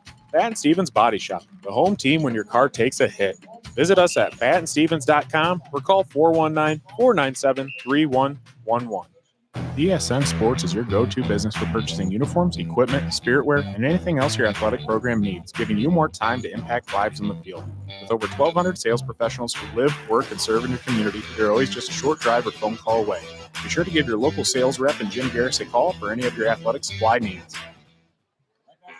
Football season is here, and NWO Sports has you covered like never before. Catch the NWO Sports Podcast Football Edition every week as we break down local matchups, give our predictions, and talk all things high school football. And don't miss the NWO Sports Radio football broadcast, bringing you the action live from the sidelines all season long. Plus, stay connected 24/7 with up-to-date scores, highlights, and exclusive content. Like, subscribe, and follow us on Facebook, Instagram, X, and YouTube so you never miss a play. NWO Sports, your home for local football coverage your way. When it comes to your financial future, you deserve a partner who listens, understands, and helps you plan with confidence. Melissa Stockman, CHFC Chartered Financial Consultant and Financial Advisor with Edward Jones and Bryan, is here to help you navigate life's big moments, from saving for college to planning for retirement and protecting your family's future. As a chartered financial consultant, Melissa has advanced training to create customized strategies tailored to your unique goals and circumstances. At Edward Jones, she takes the time to get to know you, your goals, your dreams, and your priorities, then builds a personalized plan to help you reach them step by step. It's not about quick fixes, it's about long-term relationships and real results. Take control of your financial future today. Call Melissa Stockman at 419-633-0647 or visit her office at 130 North Main Street in Bryan. Melissa Stockman, your goals, your future, your partner in planning. Need quality concrete work or reliable hauling? Call DeLarber Concrete and Hauling. We handle it all. Flat work, pole barn floors, driveways, patios, and stamped concrete that turns heads. We also haul stone, mulch, and dirt delivered right to your project. Big or small, we've got you covered. Call Josh today for your free estimate at 419-576-0401. That's 419-576-0401. DeLarber Concrete and Hauling. Solid work delivered. Nestled in the heart of Sherwood, Ohio, Crystal Fountain Park invites you to say I do in a place where history whispers around every corner. Surrounded by 28 acres of woods, meadows, illuminated trails, outdoor chapels, a tranquil reflection pond, and fire pit lounges. Whether planning a wedding, rehearsal dinner, or elegant gathering, Crystal Fountain Park blends historic elegance with modern flexibility and heartfelt service. Visit crystalfountainpark.com or call 419-576-1910 today to book your unforgettable moment. Fitzenreiter HVAC, keeping Northwest Ohio comfortable since 1955. Whether it's scorching summer heat or bitter winter cold, Fitzenreiter has your back with expert heating, cooling, and indoor air quality solutions for your residential and commercial needs. Need fast, reliable service? Call the local pros you can trust. Fitzenreiter HVAC. Give them a call today at 419-784-0828 or visit fitzenreiterhvac.com for more info. Under the lights this Friday night. While your team is taking hits on the field, who's got your back off the field? At Batten Stevens Body Shop in Defiance, we tackle the toughest repairs, from fender benders to full collision restoration. Our iCar Gold Class team scores big on quality and service. Proudly serving Defiance County for over 40 years, with certified technicians, advanced diagnostics, and lifetime warranties. We work with all major insurance providers. Batten Stevens Body Shop, the home team when your car takes a hit. Visit us at battenstevens.com or call 419-497-3111. ESN Sports is your go-to business for purchasing uniforms, equipment, spiritware, and anything else your athletic program needs, giving you more time to impact lives on the field. With over 1,200 sales professionals who live, work, and serve in your community, they're always just a short drive or phone call away. Be sure to give your local sales rep and Jim Garris a call for any of your athletic supply needs.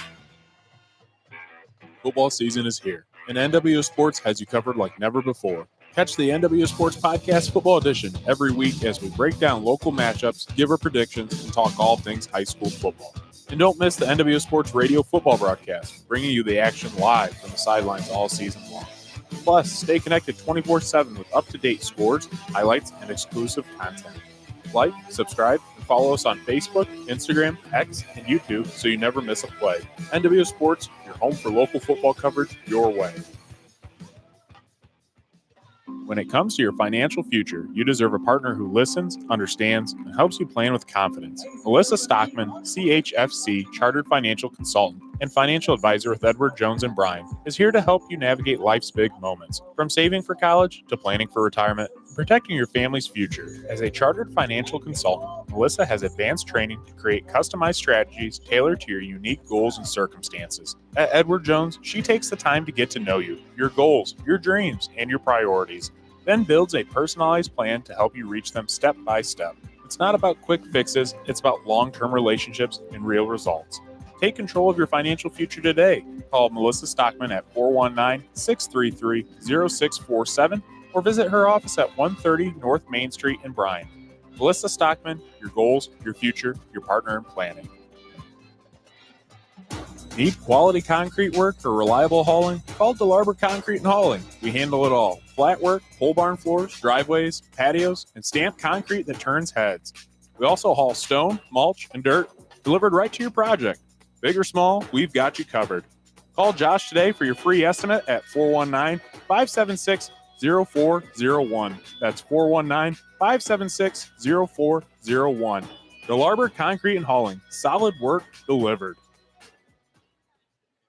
Nestled in the heart of Sherwood, Ohio, Crystal Fountain Park invites you to say I do, in a place where history whispers around every corner. Surrounded by 28 acres of woods, meadows, illuminated trails, outdoor chapels, a tranquil reflection pond, and fire pit lounges. Whether planning a wedding, rehearsal dinner, or elegant gathering, Crystal Fountain Park blends historic elegance with modern flexibility and heartfelt service. Visit crystalfountainpark.com or call 419-576-1910 today to book your unforgettable moment. Fitzenreiter HVAC, keeping Northwest Ohio comfortable since 1955. Whether it's scorching summer heat or bitter winter cold, Fitzenreiter has your back with expert heating, cooling, and indoor air quality solutions for your residential and commercial needs. Need fast, reliable service? Call the local pros you can trust. Fitzenreiter HVAC. Give them a call today at 419-784-0828 or visit fitzenreiterhvac.com for more info. Under the lights this Friday night. While your team is taking hits on the field, who's got your back off the field? At Batten Stevens Body Shop in Defiance, we tackle the toughest repairs, from fender benders to full collision restoration. Our iCar Gold Class team scores big on quality and service. Proudly serving Defiance County for over 40 years, with certified technicians, advanced diagnostics, and lifetime warranties. We work with all major insurance providers. Batten Stevens Body Shop, the home team when your car takes a hit. Visit us at battenstevens.com or call 419-497-3111. ESN Sports is your go-to business for purchasing uniforms, equipment, spiritware, and anything else your athletic program needs, giving you more time to impact lives on the field. With over 1,200 sales professionals who live, work, and serve in your community, you're always just a short drive or phone call away. Be sure to give your local sales rep and Jim Garris a call for any of your athletic supply needs. Football season is here, and NW Sports has you covered like never before. Catch the NW Sports Podcast Football Edition every week as we break down local matchups, give our predictions, and talk all things high school football. And don't miss the NW Sports Radio football broadcast, bringing you the action live from the sidelines all season long. Plus, stay connected 24/7 with up-to-date scores, highlights, and exclusive content. Like, subscribe, and follow us on Facebook, Instagram, X, and YouTube so you never miss a play. NW Sports, your home for local football coverage your way. When it comes to your financial future, you deserve a partner who listens, understands, and helps you plan with confidence. Melissa Stockman, CHFC, Chartered Financial Consultant and Financial Advisor with Edward Jones and Bryan, is here to help you navigate life's big moments, from saving for college to planning for retirement, protecting your family's future. As a Chartered Financial Consultant, Melissa has advanced training to create customized strategies tailored to your unique goals and circumstances. At Edward Jones, she takes the time to get to know you, your goals, your dreams, and your priorities, then builds a personalized plan to help you reach them step by step. It's not about quick fixes, it's about long-term relationships and real results. Take control of your financial future today. Call Melissa Stockman at 419-633-0647 or visit her office at 130 North Main Street in Bryan. Melissa Stockman, your goals, your future, your partner in planning.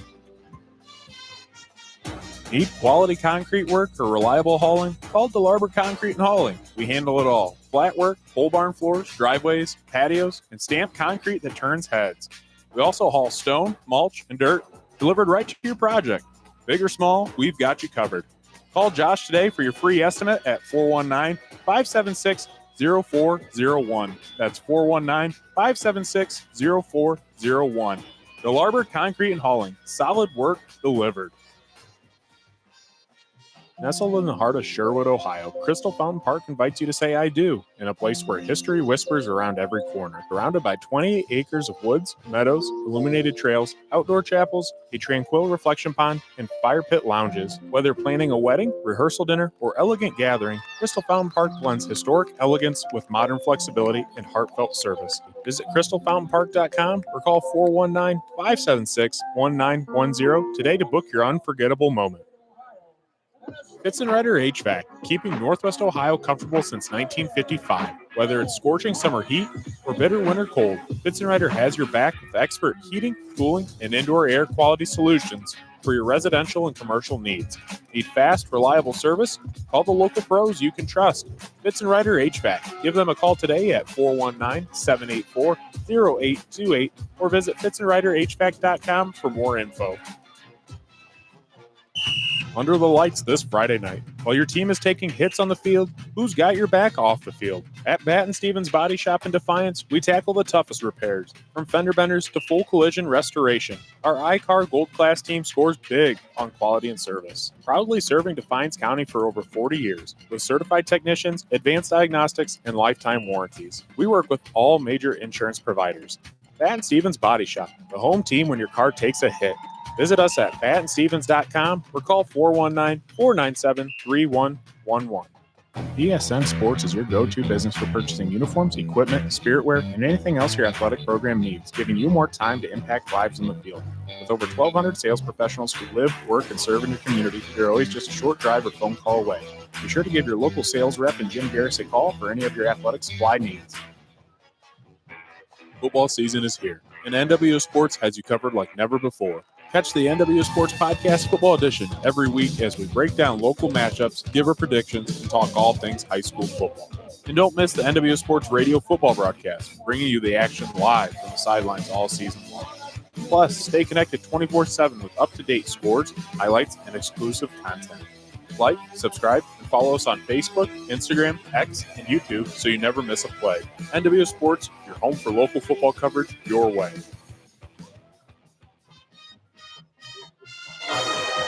And we're back on NWO Sports Radio. Logan Bailey with play-by-play and Tony Crier on the color. We're here live from Harmon Field at Larry L. Fruth Stadium for the 71st matchup between the Archbold Blue Streaks and the Wauseon Indians. And Wauseon's taking a commanding 21-0 lead here at the half. We'll go into a little bit of a scoring breakdown, and Coach has got stats for you as well, and we'll tell you some area scores in addition to that. So starting things off in the first quarter, Archbold struck first with 2 minutes and 30 seconds to go on an 18-yard touchdown pass and reception from Maddox Pinter for the Blue Streaks to Arjun Krieger on one heck of a touchdown reception. With 45 seconds to go in the first, Archbold struck again on another pass from Maddox Pinter to Morgan Harris. Good for a 30-yard touchdown reception, hitting him in stride at the end of the first. It was 14-0 Archbold. In the second quarter of action, big play for the Wauseon Indians with 9:36, an interception by Dylan Burkholder, hoping to turn the tides on their half of the field, but unable to convert and move the chains. Archbold would go on to have a 20-yard pass, a find from Maddox Pinner at quarterback to, again, Morgan Harris's second touchdown reception of the night, putting Archbold up 21-0. Archbold will get the football again with 3 seconds to go as they march down the field to line up for a 42-yard field goal by Quinn Sauter, just his second attempt on the year, and it would be no good, putting Archbold up 21-0 at the half. And Coach, you got some halftime stats for us. Yeah, I do. So far right now, Archbold has 11 first downs compared to Wauseon's 3. They're 5 of 7. Archbold 5 of 7 on third down, where Wauseon's only 1 of 6. Something to look for in the second half there. Rushing right now, Wauseon 28 yards, Archbold 46. Passing wise, Wauseon 40, Archbold 176. Right now, total offense 222 for Archbold, 68 for Wauseon. Just penalty wise, both teams have 2. Wauseon's punted 3 times. Archbold has punted twice on their 11 total possessions. And right now, Archbold, total domination in the time of possession, 14 minutes and 30 seconds compared to 9 minutes, 30 seconds for Wauseon. Now, individually wise, right now, Ryan Ryder has 7 carries for 32 yards, with his longest being 9 yards. And I'm going to be honest with you, Logan, that surprises me already today because I was expecting a lot more out of him. Maddox Pinter right now has 2 carries for 3 yards, and Jared Ruffnick has 5 carries for 11 yards. So good seeing more guys getting involved. On the Wauseon side, Cale Albright has 6 carries for 19 yards. Julian Jasso has 3 for 7. And Azarion Hicks, a very surprising 1 carry, 3 yards. Passing-wise right now, Maddox Pinter is 11 of 15 for 172 yards and 3 touchdowns along with a pick. And then Jared Ruffnick is 2 of 2 for 4 yards right now. And on the other side for Wauseon, Cale Albright, 2 of 11 for 40 yards. Wauseon Thad Reckner has 1 catch for 26 yards, and Landon Ballard has the other catch for 14 yards. And then on the Archbold side, Ryder Ryan has 3 catches for 41 yards. Krieger has 2 catches for 24 yards and a touchdown. And Morgan Harris currently 3 catches, 81 yards and 2 scores. And then Anderson Bentley 4 catches, 22 yards. So right now, that's our half, where we're at the half. Logan, I think you looked up the scores here. Yeah, a couple halftime scores from around the area. A little bit of action from the GMC. Fairview's up 24-0 on Antwerp. Tenora down at the half, 7-0. You know, typically I'm with Tenora Rams live broadcast. I said that game was going to be close and give Tenora fits, and it surely is. Ayersville up 15-6 on Hicksville at the half. That's good to see. Paulding up 21-7 on Edgerton. Bryan up 34-0 on Swanton. Montpelier up 21-0 on Ottawa Hills. Defiance up 28-21 at Kenton on the road. Big game of the week. Patrick Henry's up 14-10 against the Panthers. That's being played at Patrick Henry. Hilltop and Summerfield tied up at 14-14. Start of the third quarter, Napoleon's up 34-7 on Springfield. Again, Napoleon being one of the hotter teams around the area right now. Liberty Center up 43-7 on Evergreen. And that's pretty much Bath up 28-7 on Ottawa Glandorf. Whiteford, kind of a close game, up 24-23 at half. A lot closer than I think what a lot of people anticipated, and that pretty much rounds out the scores for the area. Well, Coach, we seen a solid half out of the Blue Streaks, and you know, Wauseon, they've had some glimpses of some solid moments, and you know, they've moved the sticks down the field, but you know, they had a lot of drives that kind of fizzled out. I mean, really, you know, they had the big interception on Archbold, but unable to, you know, come up with anything out of that. You know, they drive down the field and, you know, have the ball on Archbold's about 20, 30-yard line, unable to come away with points. So, what are your thoughts on the first half? You know, I feel like we're beating a dead drum when it comes to Wauseon on offense right now. I feel like when it comes to Wauseon's offense, it's always 1 step forward, 2 steps back. And right now, they don't really have much of an answer on what they want to do. And I think that was, again, something that's been plaguing them all season is, yeah, we have Cale Albright running the football, but in no way, shape, or form have we done anything else offensively to try to help him. Right. Yeah, and I think in the first half too, I felt like some things were maybe forced on the offensive side for Wauseon, running the ball a lot with Albright.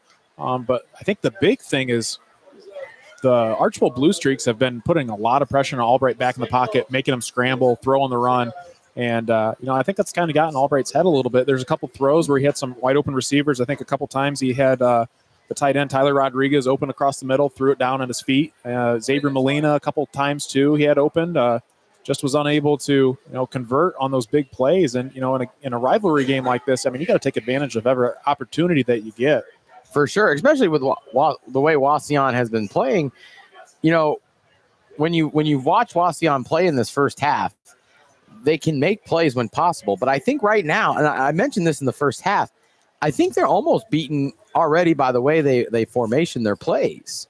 If you notice in the first half, a lot of tight bunches. Everything is in a tight bunch with a wing back tight end to the other side. And right now, Archbold, they're putting 7-8 guys in the box. They know what's coming. They know Albright's coming. They know that they can't really throw the ball as much. And because of that, they're just sitting on Albright. And that's why, again, one of the keys of the game that I have for Wauseon is to take that heat off Albright. And in no way, shape, or form has Coach Moore tried to help his offensive, playmaker out.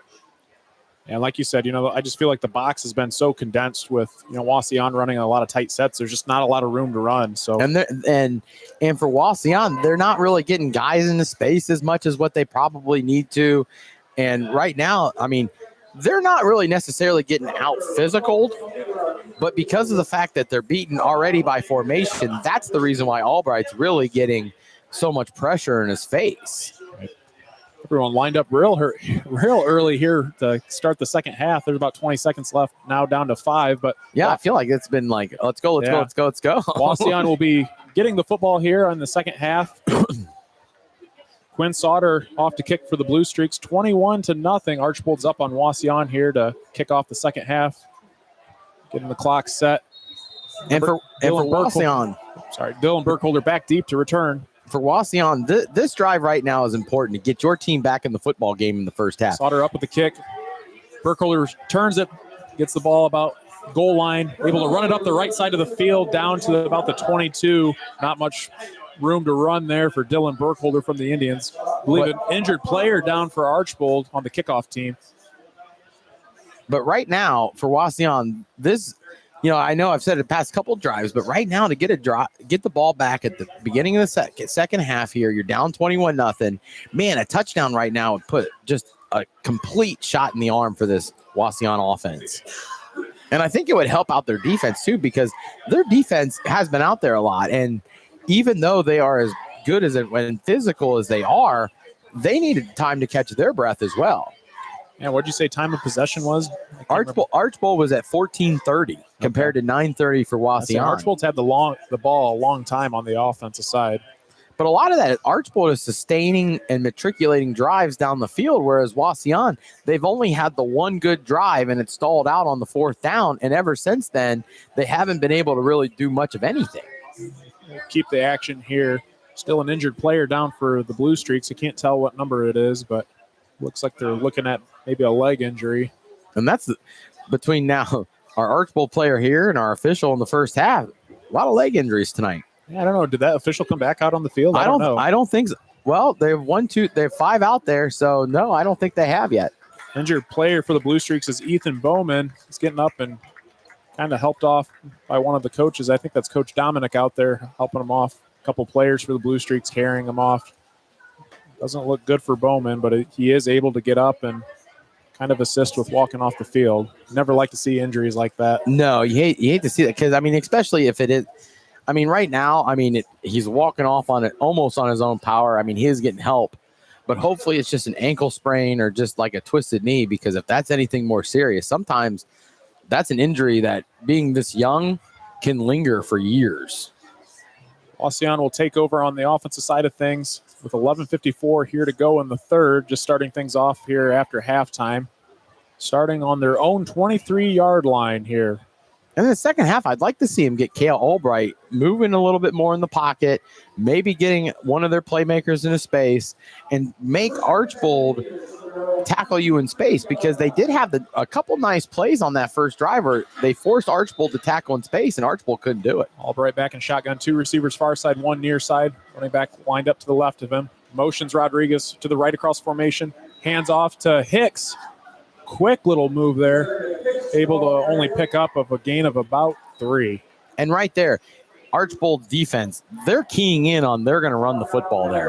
Both linebackers, at least the inside linebackers, both of them are already creeping up. They're 2-3 yards off. They're ready to come and fire. It makes you wonder, we didn't see much of Hicks in the first quarter, but now he's starting to get a lot more carries here later in the game. Albright lines up in the shotgun. And that's been a player I've been impressed with Wauseon. I don't understand why they don't try to get him the ball more. Hands off to, I believe, is Arian Hicks? Yeah, that was Hicks again. Again, Hicks tries to bounce it outside, but is taken down by about 3-4 blue streaks. Absolutely nowhere to go. Yeah, Wauseon tried running a guard tackle counter there, and the defensive lineman just followed the guard and tackle right to the play, forced him to bounce it out, and the teammates were able to clean it up pretty nice. Puts Wauseon at 3rd and 10. Again, Wauseon's been behind the sticks here quite often here in the second and third quarter here to start. And that's something that if you're a struggling offense, being behind the sticks from the get-go, you're already putting yourself in danger of not being able to score. Albright shotgun, tight, trips to the near side, back, drops back into pass. Incomplete pass. Albright trying to find Rodriguez running across the middle. Had an opportunity to catch it, but still would have been short of the first down. Puts Wauseon at 4th and 10, and the punt team rolls out on the field for the Indians. And right there, I think the pressure from the first half has gotten to Albright a little bit, because right there he had just a little bit of happy feet in his pocket presence, threw that ball just a little bit too early, caused it to be inaccurate, and caused the incompletion. Not that they were going to pick up the first down anyway, because he was still about 4 or 5 yards short, but still trying to find positive momentum. Wauseon lining up to punt on their own 23. Colin Minetti with the snap. Short line drive kick. Takes 1 bounce, 2 bounce. Ryder Ryan for the Blue Streaks picks it up on the bounce. Off to the right. Breaks 1 tackle. Makes another man miss. Is wrapped up and brought down at about the 42-yard line of the Blue Streaks, where Archbold's offense will take over with 10:20 to go here in the third quarter. And yeah, right there watching, now getting Archbold back on offense. Let's see Ryder Ryan in space, because right now, his numbers aren't. You haven't gotten him involved much. Which, granted, right now you're up 21-0, so it's good. That other playmakers are getting involved. But if he's your guy, I mean, you got to see what other things he can do. I think, because you're going to see a different defense every week. Pinter and shotgun, 3 receivers near side, 1 far side. Hands off, fake handoff to Ryder Ryan. Finds number 1. Colin Short on the reception here for a pickup of about 3 on the left side of the field. Nothing fancy, but Short came up wide open and sat down and was able to pick up a nice gain of 4 there. Yeah, just kind of ran just a little, almost like a slow screen situation there off the play action. Almost, maybe it might have been an RPO even. Yeah. And Wauseon was not ready, but at least recovered and rallied. Ryan to the left of Pinter and shotgun, 1 receiver far side, 2 near side for the Blue Streaks. Motions Bentley across at fullback. Toss to Ryan to the left. Is pressured by a defender there. Makes 1 guy miss. Is brought down by a herd of Wauseon Indians for a gain of 1. Man, that's the second time they've ran that play, and I really like the design of this play. But they ran it into the boundary again, and I'm having a hard time seeing why we keep running into the boundary, because you're not putting your guy into space. And I know sometimes, from when I played in college, offensively, we like to run formations to the boundary just because sometimes that gives defensive coordinators fits with, how their alignments are, pushing everything to that tight space. But, man, it looks if they could hold on to a couple of blocks, Ryan would be off to a huge gain. But, Archbold's just not quite holding up there on the outside. And that's where, I think that's where the high school and college game kind of differs, because in high school, the guy who can get into space typically wins more often than not. Holding call there on the Blue Streaks, pushes them back. 2nd and 16, 9:19 and counting. Pinner empty set, motions Ryan across, fake jet sweep. Pinner back in the pocket, finds Ryder Ryan off to the right, hits him in the flats. Running. pushed out of bounds. Nice little gain there of about 8. Nothing fancy. Pinner sat back in the pocket, looked through his reads, and was able to hit the check down there of Ryder Ryan out in the flats for a nice little gain. But I'm going to credit both defensive line and offensive line for both these teams, because the defensive line is pushing Archbold up front, but Archbold is being able to just hold them off just enough to make sure Pinner can make a play. Let's see what Archbold does here. A lot of weapons for the Blue Streaks. Pinner back in shotgun here. Ryan to his right. One receiver far side, 2 near side. Bentley to the left at fullback. Oh, looks like. Nope, got back. Snap. Pinner back in the pocket. Finds Colin Short on a sliding catch. Are they going to call it complete? I believe so.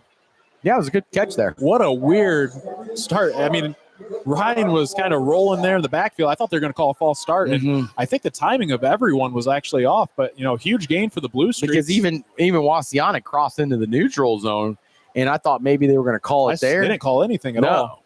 But that right there, that was a really nice, I would call that a 2-ball there by Pinner, just getting it right over that linebacker with enough air. And I mean, again, very impressed with the sophomore quarterback. Blue Streaks with the ball on the Indians' 35-yard line.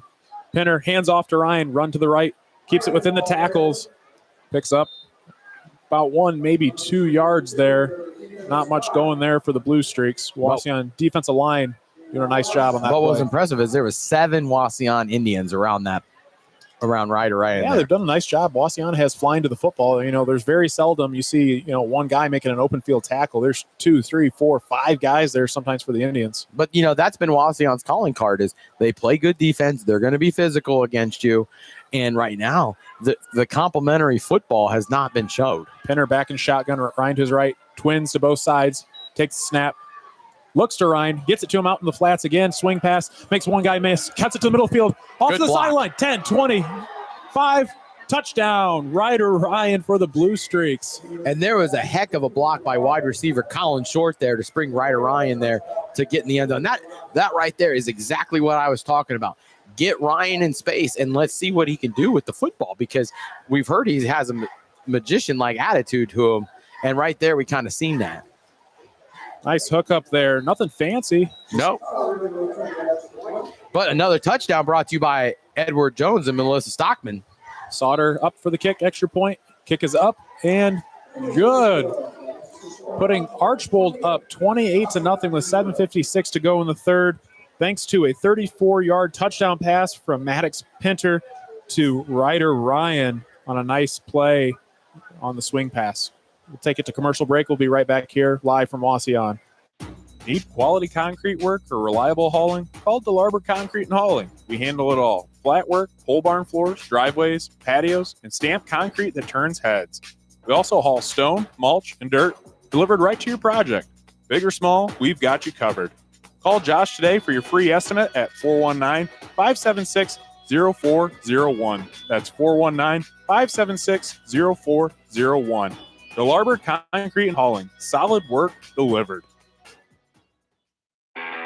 You're listening to all the action on NWO Sports Radio. Back here after the Archbold score, putting them up 28-0. Again, thanks to the 34-yard hookup from Maddox Pinter to Ryder Ryan for the Blue Streaks. 28-0 for Archbold. That's Maddox Pinter's 4th passing touchdown of the night, putting on 11 passing touchdowns for the season. Pretty impressive. Quinn Sauter up to kick. Boots it with the right leg. Deep for the Indians. Burkholder back there to receive at the about 5-yard line, 20-yard line, 25. Swallowed up there by a couple of Archbold Blue Streaks. And Burkholder's had a couple solid returns here tonight. That one earlier in the second quarter busted about a 50-yard return there. So definitely dangerous back there returning for the Indians. And watching right now, if you're Wauseon, it's 28-0, and if you want to avoid a running clock situation, you got to get the offense going right now, because right now you've had minimal running clock situations despite your 0-6 record, and so you've been competitive, but right now you have not shown that competitive drive that you've shown, and so now you're just trying to stop the running clock at this point. Albright in the shotgun. Jaso lines up to his right. 2 receivers far side, 1 near. Albright with the snap, looking deep to Logan Peasley. Just a little bit outside on the deep ball along Wauseon's sideline. And it looked like he might have got a minor push there by number 16. He had a step there on Garrett Stam and Krieger for the Blue Streaks, and just a little bit outside the outstretched arms, but would have been a huge play for the Indians. And that was, I mean, to be honest with you, that right there was Cale Albright's best ball tonight. Yeah. So a lot of air under it. So unfortunate that he was unable to hook up there. 7:42 to go in the third. Archbold up 28-0. Wauseon with the football on offense. 2nd and 10 on their own 30-yard line. Jaso lines up behind him in the pistol. 2 receivers far, 1 near. Hands it to Jaso. Fake handoff. Albright rolling to the left. Scrambles, running. Hits. Receiver on the reception. Nice pass there. Peasley on the reception. Able to come up with the football for a gain of 3. But right there, that's an opportunity where you could pick up more yardage, and the pressure on Albright is forcing him to make his receivers come back to the ball in such minimum gains right now. Yeah. Good play action there by Albright, but he's just getting chased so much outside that pocket. And I've been impressed with the way Cale Albright, I mean, not only tonight, but throughout the season, I've been impressed with the way Cale Albright plays. I just like I keep harping, somebody has got to step up for this Wauseon defense. Albright in the gun. Offense. Third and 6. Albright's looking out to the intended receiver. Rodriguez gets the ball just past the line of scrimmage. Is tackled by number 31. Ashton Stuckey for the Blue Streaks. That's going to put Wauseon at 4th down and about 2 here. You can't punt here, though, I think, of Coach Moore. Yeah, it's kind of getting that late. I don't know. It looks like they're rolling the punt team on for Wauseon. It is, yeah. Not a situation where I think I would punt here. I mean, I know field position is bad, but you're already backed up 28-0. I mean, I can see where maybe backing them up, but at that point, you're not doing anything to help yourself out because you can't score if you don't got the ball. Ball on Wauseon's own 38. Minetti up with the punt. Punts the ball. Krieger back to return for the Blue Streaks. Calls a fair catch at the Archbold 32-yard line where the offense will take over. I am wondering, though, because watching this, if Coach Dominic wanted to go after one of these, I think he'd get it. Because the snap to kick has been very slow coming out. Very slow developing. Yeah. Well, Archbold takes over on their own 38-yard line, up 28-0 with 6:11 to go in the third. Archbold's offense has really been strong here tonight. Great performance so far out of Maddox Pinner, just a sophomore, with 4 passing touchdowns to this point. Archbold's getting lined up here, get things rolling. And I'm wondering, do you give him more opportunities to throw the ball, or are we just going to try to play conservative and run the ball? Ryan motions the fullback across to the left. Keeper here is tackled by the conference tackle leader and Tyler Rodriguez at linebacker. Loss of about 1. Good for a tackle for loss there for the Indians. Nice play by Rodriguez. Yeah, and then right there, they tried running that quarterback lead play again, and Wauseon, the defense is all over. I mean, to be honest with you, minus a few plays by the Wauseon defense where, again, I think field position had a big problem. They've kind of, I know statistically it doesn't seem like it, or on the scoreboard it doesn't sound like it, but they've pretty much held this offense in check tonight. Pinner, an empty formation, 3 receivers far side, 2 near side. Looking to his right, calls for the ball, drops back to pass, throws out to the right. In the dirt. Short pass right at the receiver's feet, and intended for Colin Short, number 1 for the Blue Streaks. Pinner had a lot of time back there in the pocket, but again, just throws the ball down in the dirt. He had Short open for about a 5-yard gain. Yeah, but right there, as for a sophomore, that's a tough throw right here. He was throwing from left hash to almost near right sideline, and for even for a sophomore, he does. I've seen good arm strength out of him, but that's still in traffic. That's a tough throw to make for any kid. 3rd and 11 here for the Blue Streaks, backed up to their own 31. Empty formation, 3 receivers far side, 2 near side. Screen pass. Pinner calls for the snap, gets it, passes it off to the receiver. Little bubble screen. Able to get a gain of about 3 to number 25. I believe Carter King. Archbold's really starting to get some other guys deeper in their roster of the football here, too. There's a couple guys that I didn't have on my spotting sheet, and I'm looking on the roster to try to hurry up and find someone, but had to squint to see who they were. I know. 4th and 6 for the Blue Streaks. They roll out their punt team here. This is the first time they forced a punt tonight, too. Jesse Shoemaker out to punt for the Blue Streaks. But just the way they were running that drive. High snap over the top of Shoemaker's head. Ball down to the 5-yard line. Shoemaker picks it up. Is able to get the football off, punts it back, takes a bounce to the 50-yard line, takes a couple bounces. Don't touch it.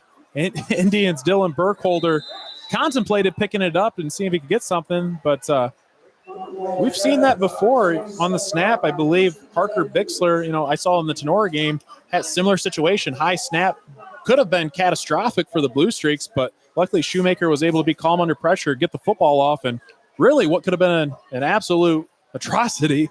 Yeah, he flips the field. So nice play out of Shoemaker on that. That was almost like he was going for like a longest snap competition there with how much. The ball was way over. You need to be about 3 feet taller to catch that snap. He shot it out of a cannon for sure. Yeah, I almost felt like I was on the sidelines coaching there with Burkholder. Like, get away from the ball. Get away. Wauseon takes over 1st and 10 on their own 27, 4:33 to go. Archbold leading 28-0. And I see him starting to widen the formation out a little bit. That should help. Albright in shotgun. Passes the ball to Julian Jasso. Nothing much going on there. No gain on the play. Maybe a gain of 1 now. Sticks moving. I mean, so for right now, like a lot of the Wauseon passing concepts, they're not real. I just don't think they're made to get guys open. And then when they run the ball, they just kind of run the ball up the middle.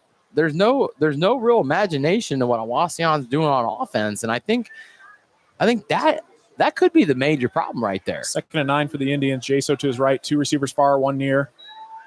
Albright back, drops into the packet. Hits Rodriguez right up the middle. Good for a 1st down for the Indians.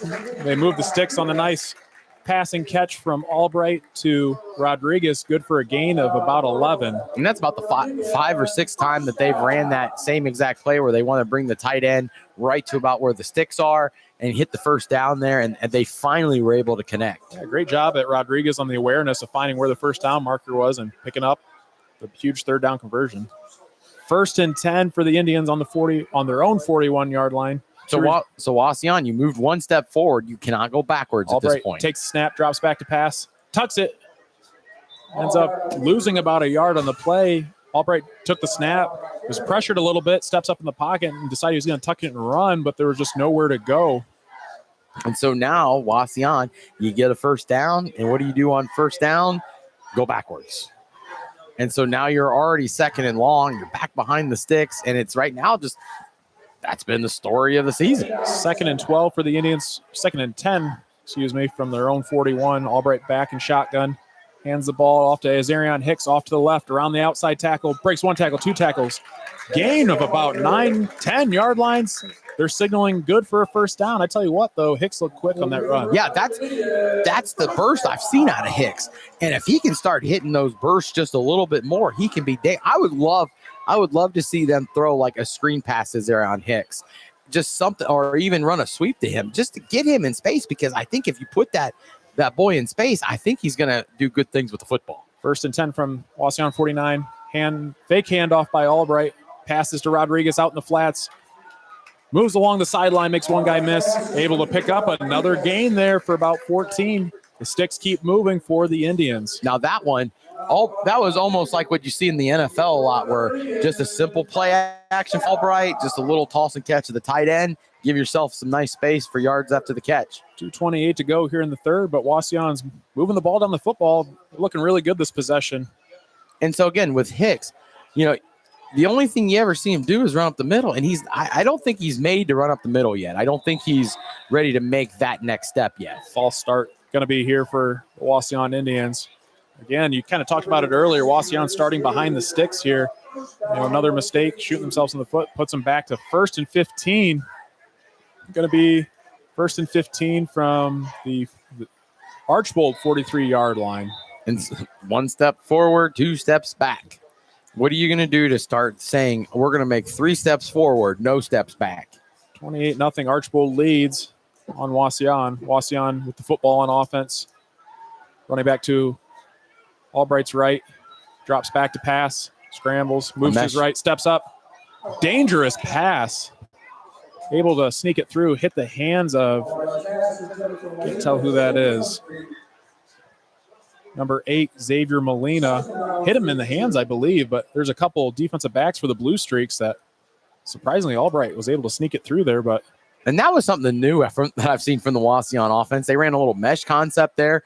And if Albright would have just stuck with it just a little bit, the mesh going to the far side was getting open. And he wasn't really pressured there.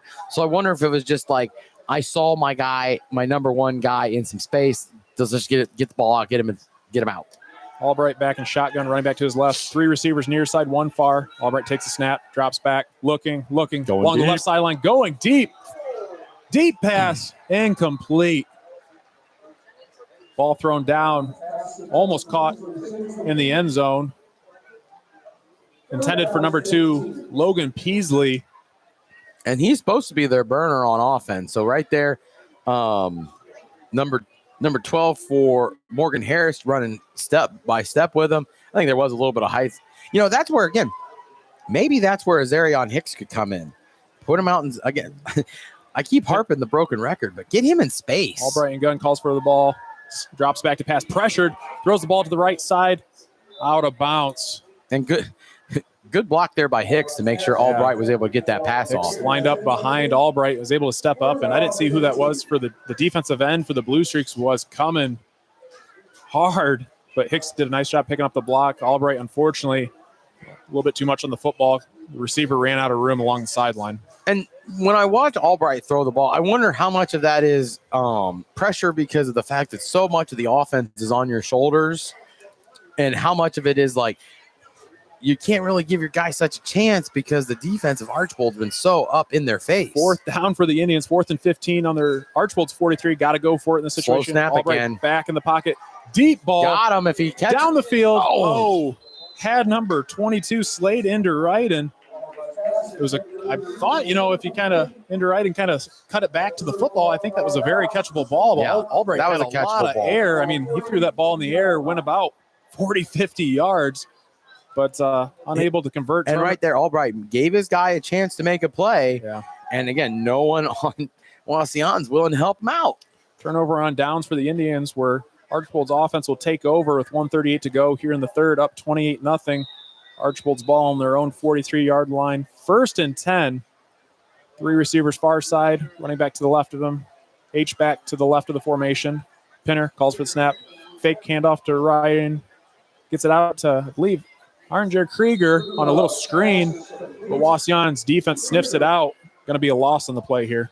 Yeah, the Archbold screen game definitely strong tonight. And right now, looking forward for Archbold, as you see the rest of their schedule, they have Patrick Henry, Bryan, and then Liberty Center coming up.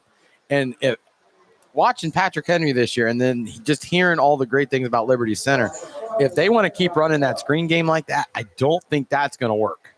They got to find a way to make sure that they're able to throw the ball downfield, keep that balanced situation, and again, get your playmakers in some space. Archbold 2nd and 12 on their own 41. Running back to the right. Snap. Pinner fakes the handoff to Ryan. Looking, scrambling to the left, is brought down by the Wauseon Indians defender, number 52, Jaden Duncan on the huge sack. Puts Wauseon back way behind the sticks. And that was their backup quarterback again, Rufenot. Well, yeah, Rufenach. Yeah, I guess I didn't realize he was in there. 3rd and 19 for the Blue Streaks. That's something at the beginning of the year, they kind of rolled with the 2 quarterback set between Rufenach and Pinter, but Rufenach getting thrown into the mix here tonight for the Blue Streaks. And they've rotated in and out.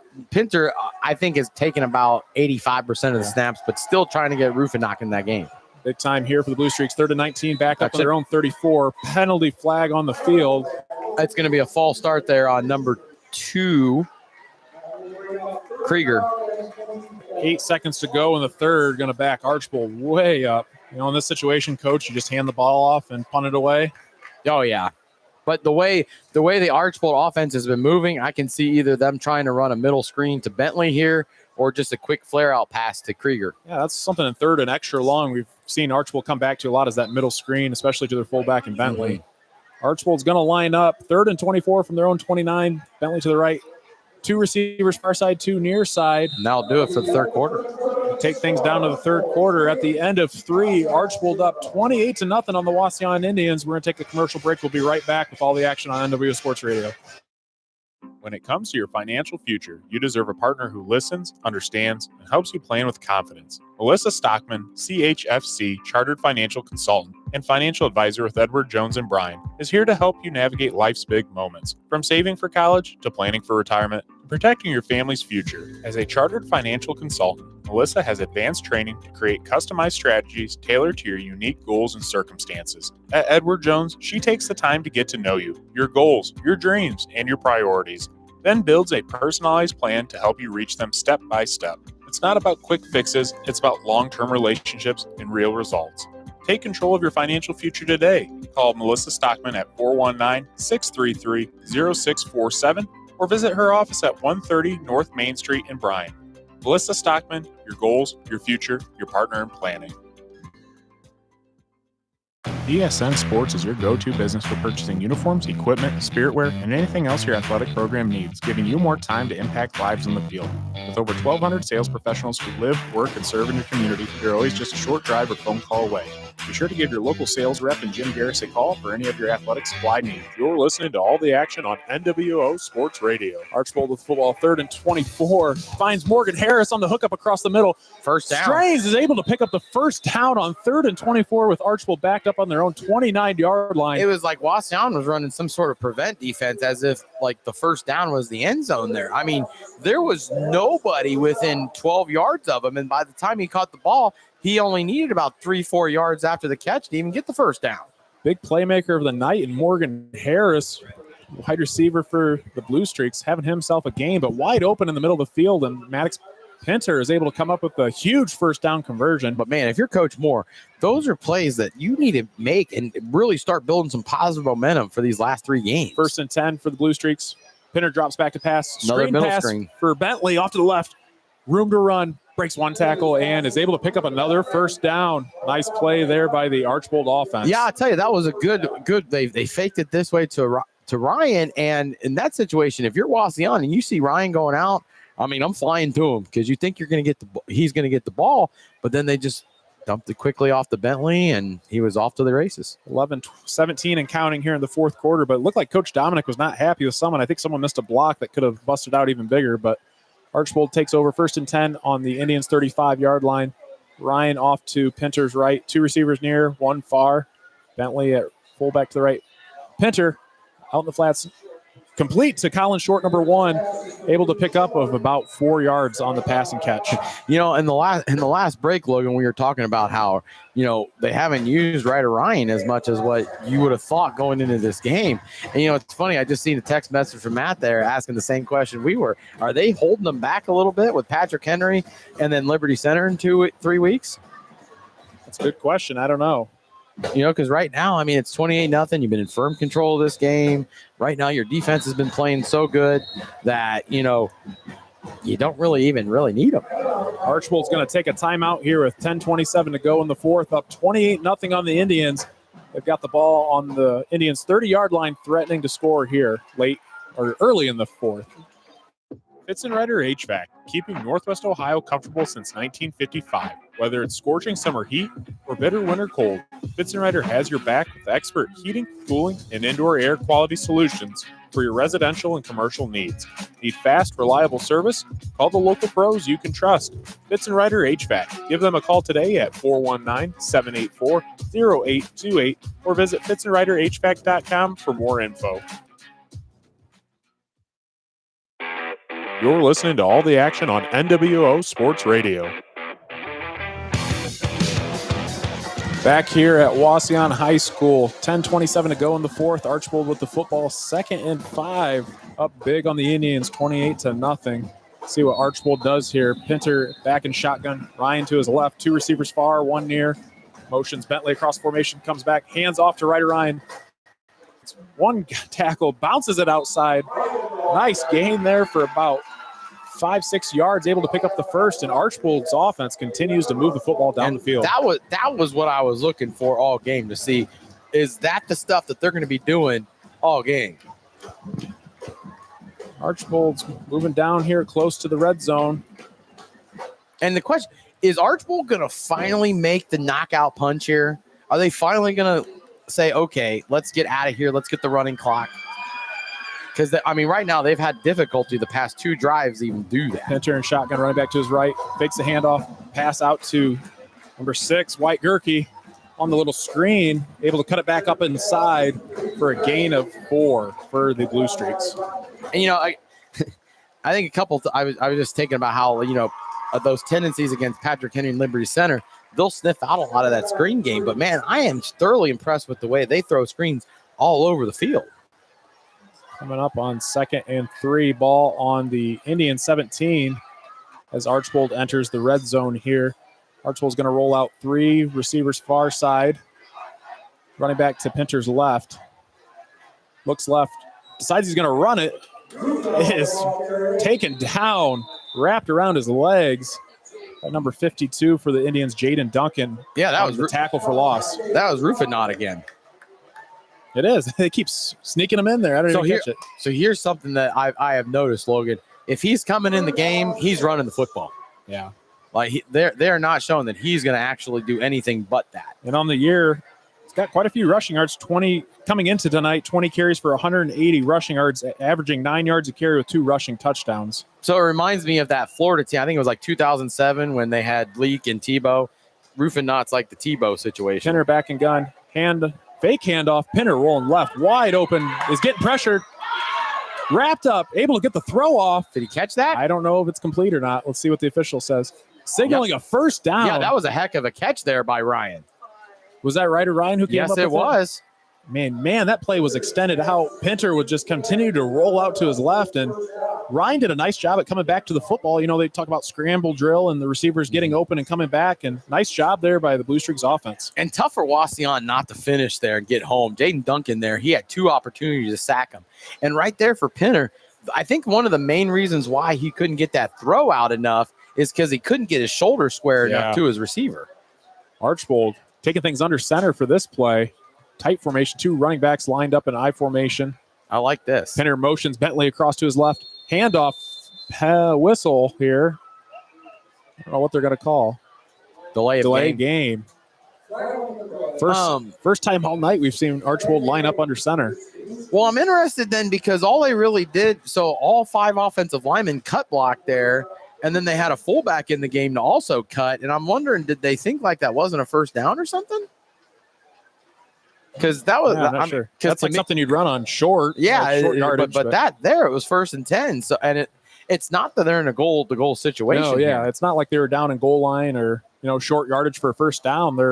Now it's 1st and 15, but they're on the Indians' 18-yard line, so they still got a ways to go before a first or a touchdown. So and don't get me wrong, I mean you're up 28-0. I'm all for trying things on offense just to see, but like that's a situation where if you're looking to pick up 1 or 2 yards, okay.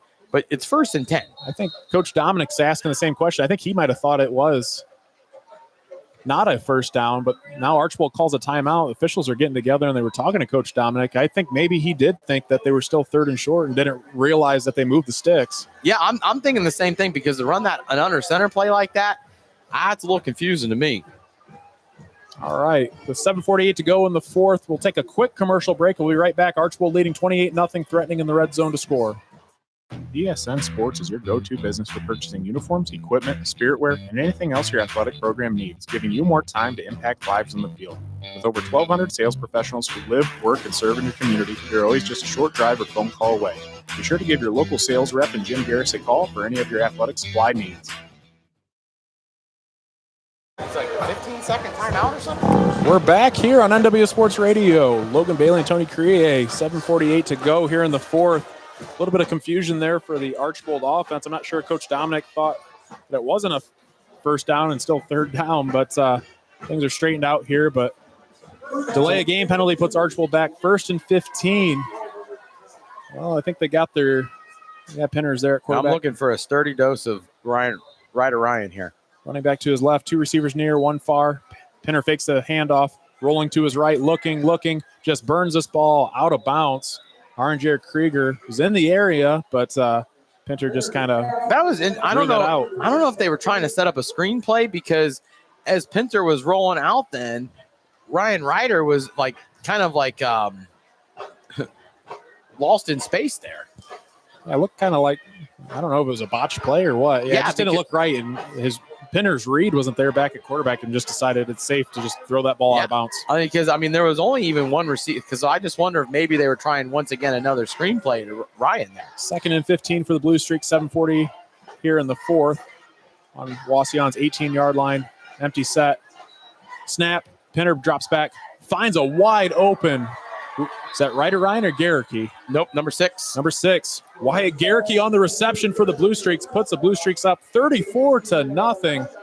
Wide open, running across the middle. Was a walk-in touchdown for the Blue Streaks. And that was a really nice pass concept there by Archbold there. They ran like a levels situation there where they had one guy run a short drag across, a shallow drag across, and then the deeper drag across, and they were able to hook up with the deep drag for the touchdown. Quinn Sauter on to kick here for the Blue Streaks. Snap. Kick is up. Kick is good between the uprights. And once again, another touchdown brought to you by Edward Jones and Melissa Stockman. We'll take things to break, but Archbold running clock here now, 35-0 with 7:33 to go in the fourth. We'll be right back on NWO Sports Radio. Fitzenreiter HVAC, keeping Northwest Ohio comfortable since 1955. Whether it's scorching summer heat or bitter winter cold, Fitzenreiter has your back with expert heating, cooling, and indoor air quality solutions for your residential and commercial needs. Need fast, reliable service? Call the local pros you can trust.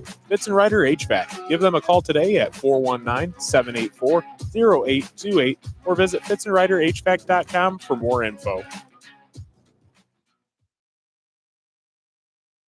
ESN Sports is your go-to business for purchasing uniforms, equipment, spiritwear, and anything else your athletic program needs, giving you more time to impact lives on the field. With over 1,200 sales professionals who live, work, and serve in your community, you're always just a short drive or phone call away. Be sure to give your local sales rep and Jim Garris a call for any of your athletic supply needs. You're listening to all the action on NWO Sports Radio. Back here in Wauseon for Archbold. And the Indians facing off Quinn Sauter on to kick for the Blue Streaks. Kick is up. Back deep. Burkholder's going to bounce in front of them and bounce into the end zone for a touchback for the Blue Streaks. The Indians will get the ball on their own 20-yard line. This year, I'm pretty sure that's the best kicker we've seen all year. Yeah, he's booted it nearly to the goal line or touchback, probably 75% of the time here. And tonight. then even that field goal he had near the half, I was saying it's going to be fake. This is going to be fake. This is going to be fake. There's no way they're going to kick it. No way they're going to kick it. But then, he had the leg for it. He did. He just didn't get the angle correct. Well, if you're Wauseon here, I'd like to see maybe a touchdown or some kind of score on the points here in the middle of the fourth quarter. Now that it's running clock, if you're Wauseon, your first and only goal is to get points on this board to stop the running clock. 7:13 and counting. Wauseon on their own 20-yard line. Albright back in the shotgun. Running back to the left, 2 receivers near side, 1 far. Motions Rodriguez across and then back. Hand off to number 12. Landon Ballard makes a little spin move, nice spin move, and able to pick up about 8 yards on the carry. And another, I hate to add insult to injury, I guess, to the Wauseon offense here, but at no point in time tonight have they actually played with any urgency either. It's just they're going to play. They're just kind of, we're going to run the play clock down, and then we're going to run. And they've only really ran about 4 or 5 plays out of a playbook. Albright lines up in shotgun with Landon Ballard to his left, 2 receivers far, 1 near. Call and claps for the ball. Hands off to Landon Ballard. Here. Nice counter play off the right side. Fumbles the football. I think they picked it back up. Number 0. Did Wauseon recover? Yeah. Tyler Rodriguez on the recovery. Someone down with an injury. One of the Wauseon offensive linemen waving over the trainer to come out in the field. I think is that Landon Ballard maybe? Yeah, maybe. Looks like maybe a cramp out there. One of his teammates is getting his legs straight up in the air. It's October 3rd, and it's 80, almost 90 degrees I think it was 82 at kickoff. It's pretty warm today. Sunshine and hot. I don't remember it being this warm this late in the season. No, I have never remembered it being this hot this late. But even early on, it was kind of weird. The start of the season, the weather was perfect. It wasn't even hot week 1 and week 2, week 3. Because I was wearing long sleeves those weeks. I know it was a little bit chilly, more like true fall weather. And then tonight you get a little bit warmer. But trainers out there stretching out, I believe, Landon Ballard from Wauseon. But Wauseon's driving the football. Ballard's had a couple nice runs here. One thing we talk about with cramping, evidently he did not take his shot of pickle juice before the game. Ballard gets up on his own, is walking off slowly, but definitely got a little bit of a limp there trying to walk off that.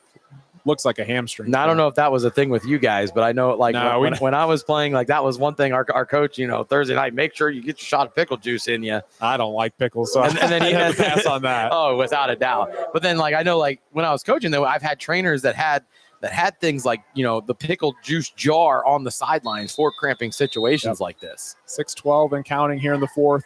Wauseon 1st and 10 on their own 41. Motions Rod Molina across the field. Albright with the snap, passes, screen pass to Rodriguez up the middle. Lowers his shoulder and hard hit, able to pick up a gain of about 7 on the play. Nice screen pass there by the Indians. I've seen that play with Archbold. Almost stole it out of their playbook.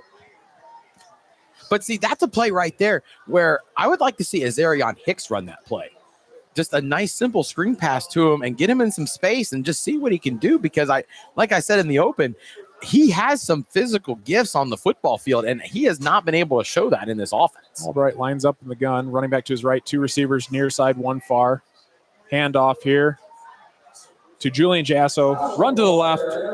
I think they're going to get him first down here. I think he's going to pick it up for a gain of about 3. But, yeah, going back to Tyler Rodriguez, he's got a lot of receptions here tonight. I think he's probably got 4 or 5, but on the year, he only had 4 receptions for 30 yards coming into the game. I was going to say, going back to the first game we had against Fairview, I don't even think he played seen the field on offense. Yeah, but he's had a fairly nice game. He's been involved a lot in blocking, and they're including him a lot in the receiving portion of things as well. So, and it's good, he's a junior too, so it's good that, he's getting some good reps on both sides of the field. Albright and gun. Motions Molina across left to right here. Hands off to Jasso. Getting drugged down by a Wauseon defender. Able to pick up 3 yards on the play. But, yeah, it looked like there was not much room for Jasso to run. Bounces it outside along the left side there and is able to pick up a couple. And what I saw there was 5 Wauseon offensive linemen near the hash, and I see Jasso near the sidelines. And I understand he did try to break that out just a little bit, but at some point you got to try to see where any of your blockers are. I agree.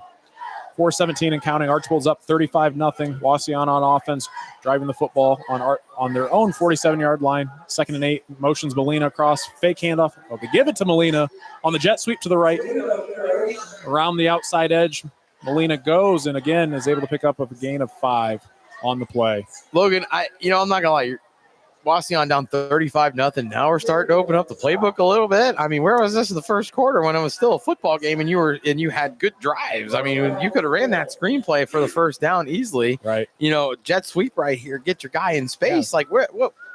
Wauseon really spreading things out. They ran a lot of tight formations to start, but now they're spreading the field out wide here. And too little, too late. Albright and gun, running back to the left, hard count. Hands off to Azarion Hicks in the backfield. Breaks 1 tackle. Bounces off of another guy, is wrapped up by 3 blue streaks, just short of the first down. Man, and you can just see he's waiting to rip off a big one. He is. He's shifty. He's back there in the backfield, jumping around left and right, and it's like, man, if he could just pop one off. He's literally maybe 1 block away without a doubt making a big run. And he, like I said, I would love to see what would happen if you got that kid into space, because he is so shifty and he does have some speed. Wauseon's going to go for it on 4th and 1 on Archbold's 40-yard line. 2 backs in the backfield. Albright, keeper here. Run right up the middle. Able to pick up the first down and keep the sticks rolling. Nothing fancy. 2 running backs in the backfield to the left and right of Albright. And Albright, quarterback keeper, is able to plow forward for a first down. Yeah, good run by Albright. But again, that's what Albright does. He's going to take the football and he's going to give you a hard 4 or 5 yards of carry. 2:33 and counting. Archbold's up 35-0 on the Indians. Albright lines up in shotgun. Azarion Hicks to his left. 2 receivers near, 1 far. Albright claps, gets the football, looks to his left. Pressure from Archbold. Scrambles out to his left, taking off around the outside edge. Stiff arms an Archbold defender, able to pick up a gain of about 6 there. Albright got a little bit of pressure. His reads weren't there and takes off for a little chunk play. I guess they're going to say a gain of 2. Puts him at 2nd and 8. Cale Albright being a senior and everything, and the way Wauseon's season is unfolded now, right now you're playing your last couple snaps as a football player, at least at the high school level. And you got to be like licking your chops looking at that schedule Albright ahead of you. Gets a snap, rolls to his right, is looking, pressure, throws it up. Caught by Xavier Molina, kind of slides down just past the first down marker, but Wauseon continues to drive the football. And again, they're trying to score, put some points on the board in this rivalry. 131 and counting with the running clock. Because, I mean, if you're Wauseon too, I mean, again, rivalry game situation here. I mean, you got to play for some pride here. And at least make sure it's not a shutout. Because, I mean, that's one thing, like, if you shut out your rival, I mean, you're going to hear about it more than once. I mean, there's bragging rights in this game, but if you shut your rival out, there's going to be more about it even more. Oh, yeah. Because then that becomes a storyline for the next, 364 days. Wauseon on Archbold's 25-yard line, 1st and 10. Albright back in shotgun, drops back to pass, looking to his right, gets pressured, rolling to his right, still looking, passes. Intended for Logan Peasley, but he had Tyler Rodriguez running. Yeah, he had wide open about the 8. Rodriguez is actually throwing his hands up like I'm wide open over here. So why didn't you? Not sure. Albright must have not seen him. I mean, there's a lot of pressure coming, and someone from Archbold was closing in on him quick, and Albright just kind of throws it up there and in between two guys. Even Peasley had a step on his defender too in the end zone. And you know what, that running clock, I don't know, you realize there was only 30 seconds left to go in this game. Yeah, 27 and counting. 2nd and 10. So once again, Wauseon, there's no sense of urgency to even try to put the points on the board here. Albright gets a snap, drops back, pass, finds. Tyler Rodriguez was open, slips kind of right through the hands of it, but that ball really wasn't put right on him either. And I think that's going to do it here tonight. I mean, I'd probably call a timeout and try to make one play to the end zone for pride, but hey, And that's going to be ball game here from Wauseon. Archbold wins the 71st matchup, 35-0 against the Wauseon Indians, and the Archbold student section is going crazy over there as time expires with the running clock. Must have been neon night tonight. It must have been, or construction worker night or whatever, but they're throwing powder and everything up in the sky. Which was different because Wauseon, I mean, it was definitely patriotic down there. We're going to take a quick commercial break. We're going to get some stats and come back to you with final game stats and scoring drives and a whole bunch more information, some area scores, and we'll wrap things up here in the postgame. When it comes to your financial future, you deserve a partner who listens, understands, and helps you plan with confidence. Melissa Stockman, CHFC Chartered Financial Consultant and Financial Advisor with Edward Jones & Bryan, is here to help you navigate life's big moments, from saving for college to planning for retirement and protecting your family's future. As a Chartered Financial Consultant, Melissa has advanced training to create customized strategies tailored to your unique goals and circumstances. At Edward Jones, she takes the time to get to know you, your goals, your dreams, and your priorities, then builds a personalized plan to help you reach them step by step. It's not about quick fixes, it's about long-term relationships and real results. Take control of your financial future today. Call Melissa Stockman at 419-633-0647 or visit her office at 130 North Main Street in Bryan. Melissa Stockman, your goals, your future, your partner in planning. That's a touchdown for true love. When it's time to celebrate the biggest win of your life, Crystal Fountain Park is the ultimate home field for your wedding day victory. From the first toast to the last dance, Crystal Fountain Park makes every moment a highlight reel finish. Great preparation leads to great victories and great weddings. Dates are booking fast. Score big for your dream wedding at crystalfountainpark.com. Crystal Fountain Park, where your love story takes the championship. Fitzenreiter HVAC, keeping Northwest Ohio comfortable since 1955. Whether it's scorching summer heat or bitter winter cold, Fitzenreiter has your back with expert heating, cooling, and indoor air quality solutions for your residential and commercial needs. Need fast, reliable service? Call the local pros you can trust. Fitzenreiter HVAC. Give them a call today at 419-784-0828 or visit fitzenreiterhvac.com for more info. You're listening to all the action on NWO Sports Radio. We're back here from Wauseon at Harmon Field at Larry L. Fruh Stadium, just finishing up the 71st matchup between the Archbold Blue Streaks and the Wauseon Indians. And man, it was all Archbold in this one. Ends up winning 35-0.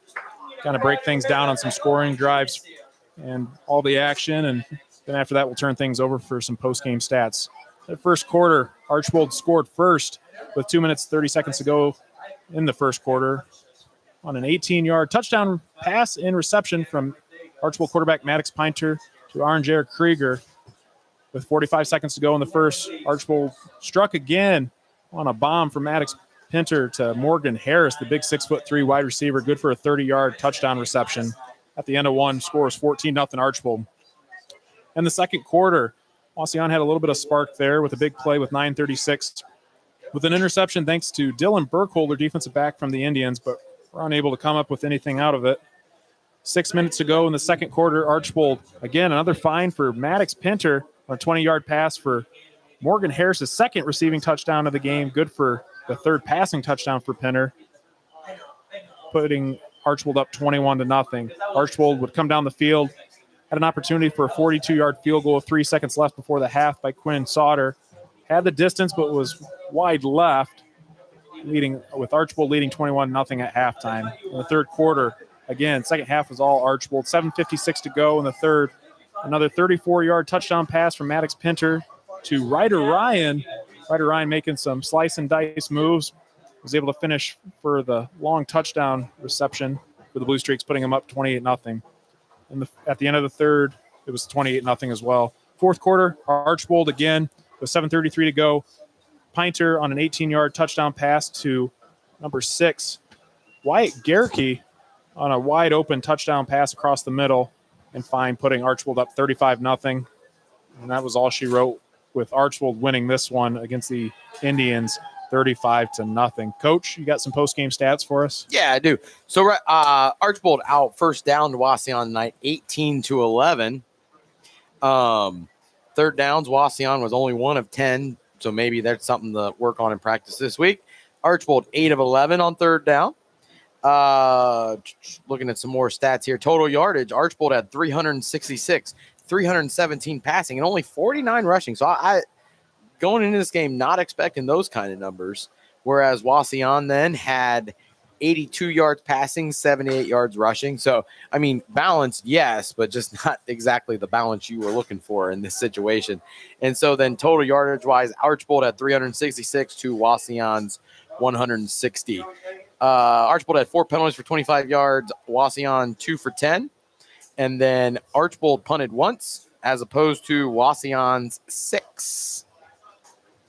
Individually wise, rushing, Ryder Ryan only had 7 carries for 32 yards. So must have been a little off night for him, possibly. Yeah, not sure what was going on. I mean, he was the third leading rusher in the conference, and yeah, they didn't really utilize him much in the run game tonight, but in the pass game, I mean, they got the ball to him a lot, especially out in space. Because he did have 3 catches for 41 yards and a touchdown.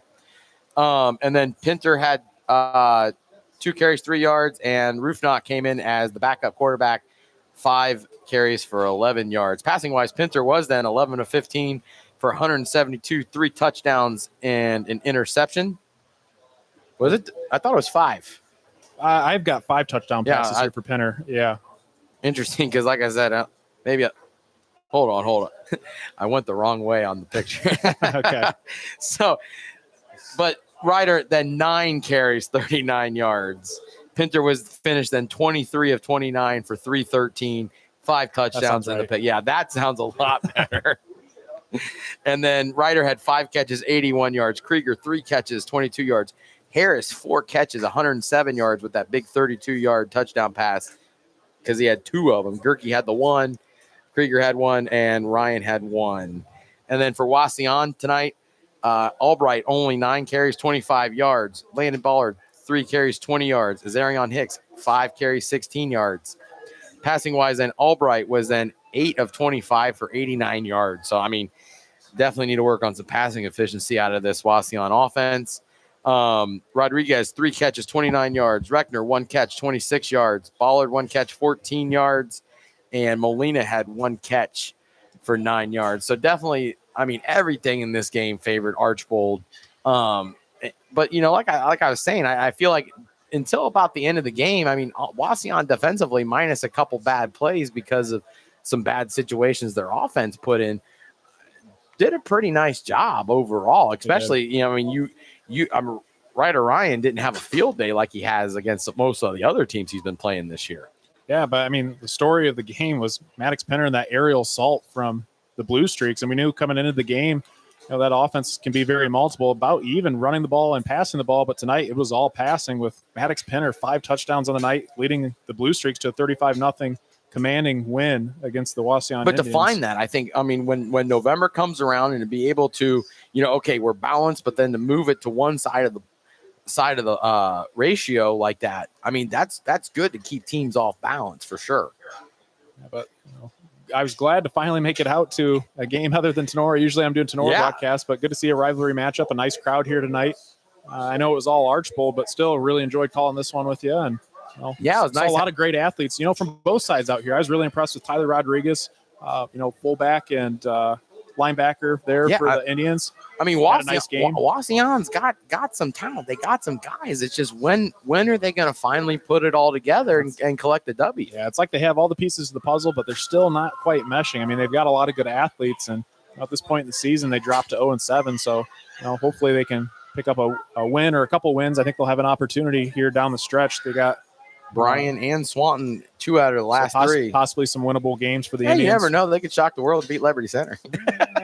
That's maybe a little bit of a stretch. I think anyone in the area has found the key to that. But we'll read off some final scores or fourth quarter scores from around the area and wrap things up. Looking at Wayne Trace up on Tenora 7-3 in the fourth quarter. Could be an upset there. Ayersville up big in the fourth quarter, 28-6 on Hitsville. Paulding up 28-21 in the fourth quarter on Edgerton. That game's tight in the fourth. Patrick Henry up 21-17 on Delta in the fourth quarter. Montpelier up 36-18 on Ottawa Hills. Summerfield, Michigan up 27-22 on Hilltop. Defiance with the lead, 35-29. This says it's still in the third quarter on Kenton. Napoleon again winning big, in the fourth quarter, 48-14 against Springfield, and Napoleon again is rolling. Boy, it must be nice having Eggers back, I think. And Grohl in the backfield, too. Liberty Center up on Evergreen here in the fourth quarter, 57-7. And that rounds out some scoring from the area. Bath winning up in the fourth quarter, 35-17 against Ottawa Glandorf. Sorry, a couple more schools. Whiteford up 54-29 in the third on Eden. Fairview up 38-6 on Antwerp, and that pretty much rounds out the scoring there. So, well, Coach, it's been fun calling this one. Yeah, and good night of football. Great night of football. Good crowd out here tonight. Field was in pretty good shape, too. I complimented their AD, Matt Hutchinson, on the great job out here. But honestly, it looks exactly like it did week 1, to be honest with you. Yeah, so I've got nothing else. I'm trying to think where you guys are at next week. Matt will be back on. Fairview at Edgerton. Is that next week? Already? Yeah. That could be a big-time matchup. I mean, Edgerton's sitting at 5-1 and in a game with Paulding, but that may be a big game, and people definitely have to tune into that. Yeah, one. that'll be an exciting GMC battle there because, right now those are 2 teams that are still kind of duking it out for that league title, aren't they? Yeah, Paulding's in the sole lead, but Edgerton's still at the front of the pack in the GMC, but I think that's going to get you in a part of Ohio that you've never probably been before. So. No, and I was looking at the directions, and it's about an hour and a half from my house. So I'm excited. I've been excited, going to these schools that I've never even heard of going into the season. With you being a Lima guy and down south, and like I said, this is a blast. All right, well, that concludes stuff from us from NWO Sports Radio. I'm Logan Bailey, and with Coach Tony Crier on the color, we thank you guys for tuning in and listening. So check us out next week for Edgerton and Paulding in a big-time GMC matchup. So thanks for listening, and good night. See ya.